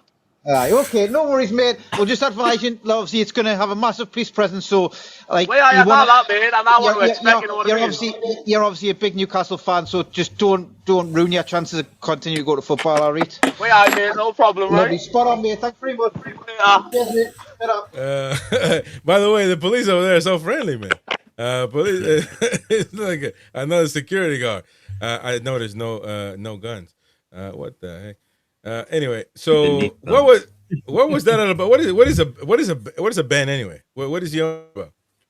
Well, you can get banned if you get a criminal offence for troublemaking at a football match. You can be banned. But so he said he had a ban, but it's obviously expired. Yeah, like a 2 year one or 1 year. Yeah, you can't attend a match for 5 years or 2 years. Or so you would get policemen to just show up to your house and warn you, just keep your head cool and don't do anything stupid. Like, how many people? Well, I mean, we haven't played derby in a long time, to be honest, aside from the FA Cup. So, well, presumably the constabulary have a list of all known offenders, shall we say? I saw that. I was like, what the heck is this, man? But funny, man. So there you go. He's going to Germany as well. Okay, good for him. Good for him. When you're not going to the Mackham game, you're not allowed because they want proper atmosphere. So, you need to help the team. Yeah, not allowed. And by the way, I haven't got enough points. And you and your whole lot, Jesus are and all them blaming the atmosphere. You weren't blaming the atmosphere, were you? Because you're a season ticket holder. You know that it backfires on you. The atmosphere is decided by what's happening on the pitch, and what was happening on the pitch wasn't good. But a lot of them whinging about the atmosphere. To those people whinging, I agree. I think we agree. We agree on the same token, on the same reason. But to the ones that trying to bring in level 7 and all that stuff, all the ultras, shouldn't the war flags be doing this stuff? I mean, they got the flags going and everything, but shouldn't be they're the ones starting they're in the Gallagher end. Any stadium you go, the yellow wall, that's where the atmosphere starts. That's where it gets everything going at Dortmund. You got the same thing in South America. There's one side, that's the main side. A lot of times in South America, someplace in France, those bring the atmosphere, but they also, they're a bit dodgy in as human beings. But either way, war flag should be it. The Gallagher, it's the Gallagher end, man. That's where the atmosphere should be started. What are you expecting war flags to do? What are you expecting level 7 to do? War flags are only in just before kickoff. War flags are wherever they happen to set up their display, but that's literally all they do. No, but again, every ultra without the illegal activities, if they have any, I'm not talking about war flags, I'm talking about other teams, they usually are the ones getting the atmosphere going and getting the songs going, if that's an issue. But if Boki said, nobody was picking up the songs. They were knackered watching that draw. So I don't care if you got level 7, level 8, level 12 and war flags. Nobody would have been singing nothing. But to those fans that believe there is an atmosphere problem. That's the point I'm making. That what goes on the pitch is what influences how raucous the crowd are. But not always, Wayne. Sometimes the crowd can get the players going. And on Saturday, we didn't do that. Well, we seem to pick and choose games. Well, we do, because the crowd, if you like, are guilty of doing exactly what we complain about the team doing, i.e., raising their game, if you like, for big games. I think that's natural, though. And of course, it is natural. But again, and the fans are not to be pointed on any type of culpable. The culture's changing. It ain't got nothing to do with that, man. It ain't got nothing. It's just draws. Why do we expect them to be robots? It's draws. It's certainly got to, because you can certainly, these days, you can certainly hear the away fans, since the away section went to safe standing. You can certainly hear the away fans more than ever we used to. But Well, that could have we something to could do out with it. we could outsing the Weir fans easily. I mean, they were right above where I was sitting, and they were good. Didn't get us wrong; they were good fans. But if we wanted to, and the team had been playing well, That's right, exactly. If the we team would had have been smashed. playing well. We would have smashed them fans, but we didn't. Yeah. Yeah. Well, the Newcastle United Supporters Club says St. James's Park will be our home for years to come. It's time to reopen conversations around introducing the singing section and expanding the safe standing section. I don't understand. The Gallagher end should be that, to get everything kickstarted.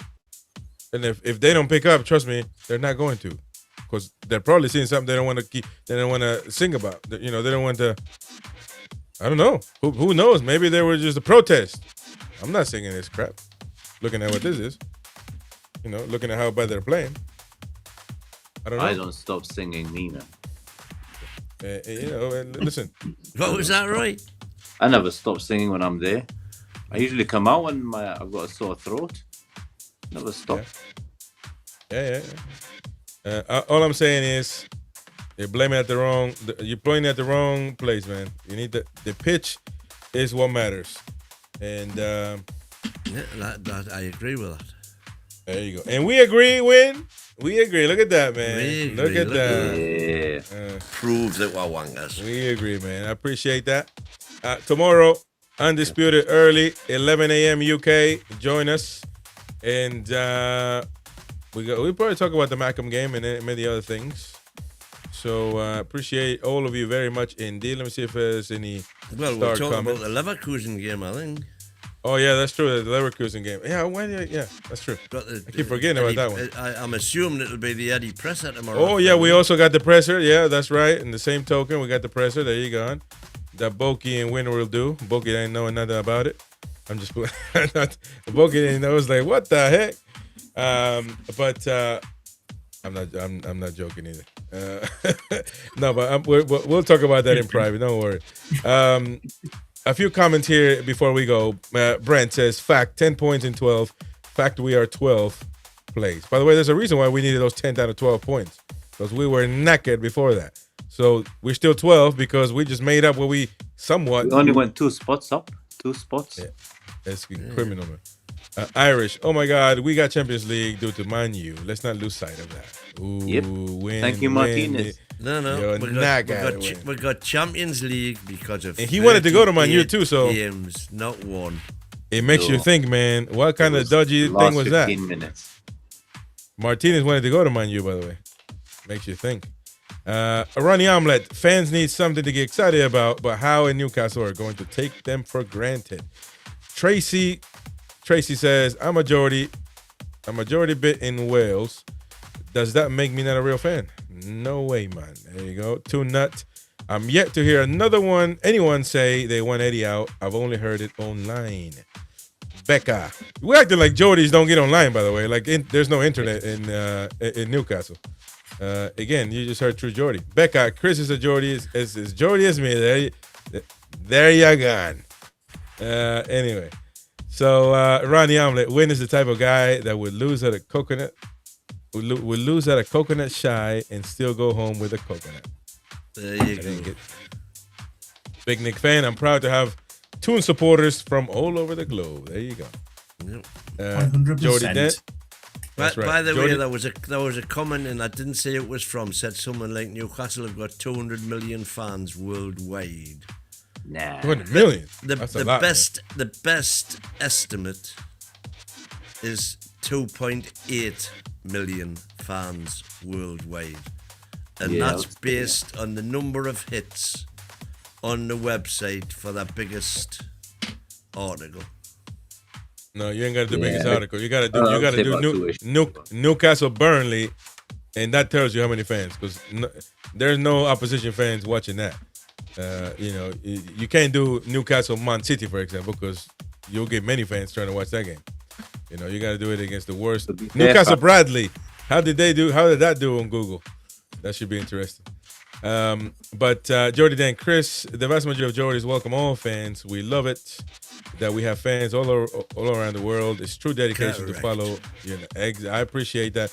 And to be honest, and I said it as well, the vast majority do welcome fans But there are those gatekeepers, you know, that close the gate, open the gate. I want to know where these gatekeepers are. Okay. Well, you need to live life a little bit. There you go. Ooh. By the way, to be fair, Win is one of the kindest men out there, by the way. He is old and decrepit, but other than that, he's not like that in real life. No, in real life, he's a teddy bear, man. I'm telling you, Ask his neighbor. Oh, he's a Bonani. There you go. Well, he needs the delivery though, man. He needs the delivery. Without that, oh no, actually, he told me he don't need the blue pill no more. He got the little pump. All you gotta do is press a button, like a water rafter. Boom. He is up and about, maybe. He didn't need no blue pill now. You believe it. Lord. Aaron Kane says, we barely created chances against Burnley, which was embarrassing. Sapir says, true fans are happy to see our team win and don't whinge when we get results. Animal Lecter, why do owners... To address the mistakes and the... Exactly. Well, there you go, Tenji Vivid saying... Win or lose. Tenji, on the other hand, says true fans would criticize a poor footballer rather than be ignorant and paper over the cracks. Ooh, they're going at each other there. Animal Lecter, why do owners try to make us known worldwide? Because that's what brings them money in. Sponsorships worldwide, same as all the big clubs. There you go, ladies and gents. Thank you very much, all of you. Appreciate you, all of you. This is the channel of Free of Speech Reigns. You can be a happy clapper. You can be a bedwetter. You can be whatever you want to be. Come on, have your say. Tomorrow we got the phone line open, so call us and you can call in and have your say. See you on the next one, folks. Take care. Bye bye. See you later. Ta-da.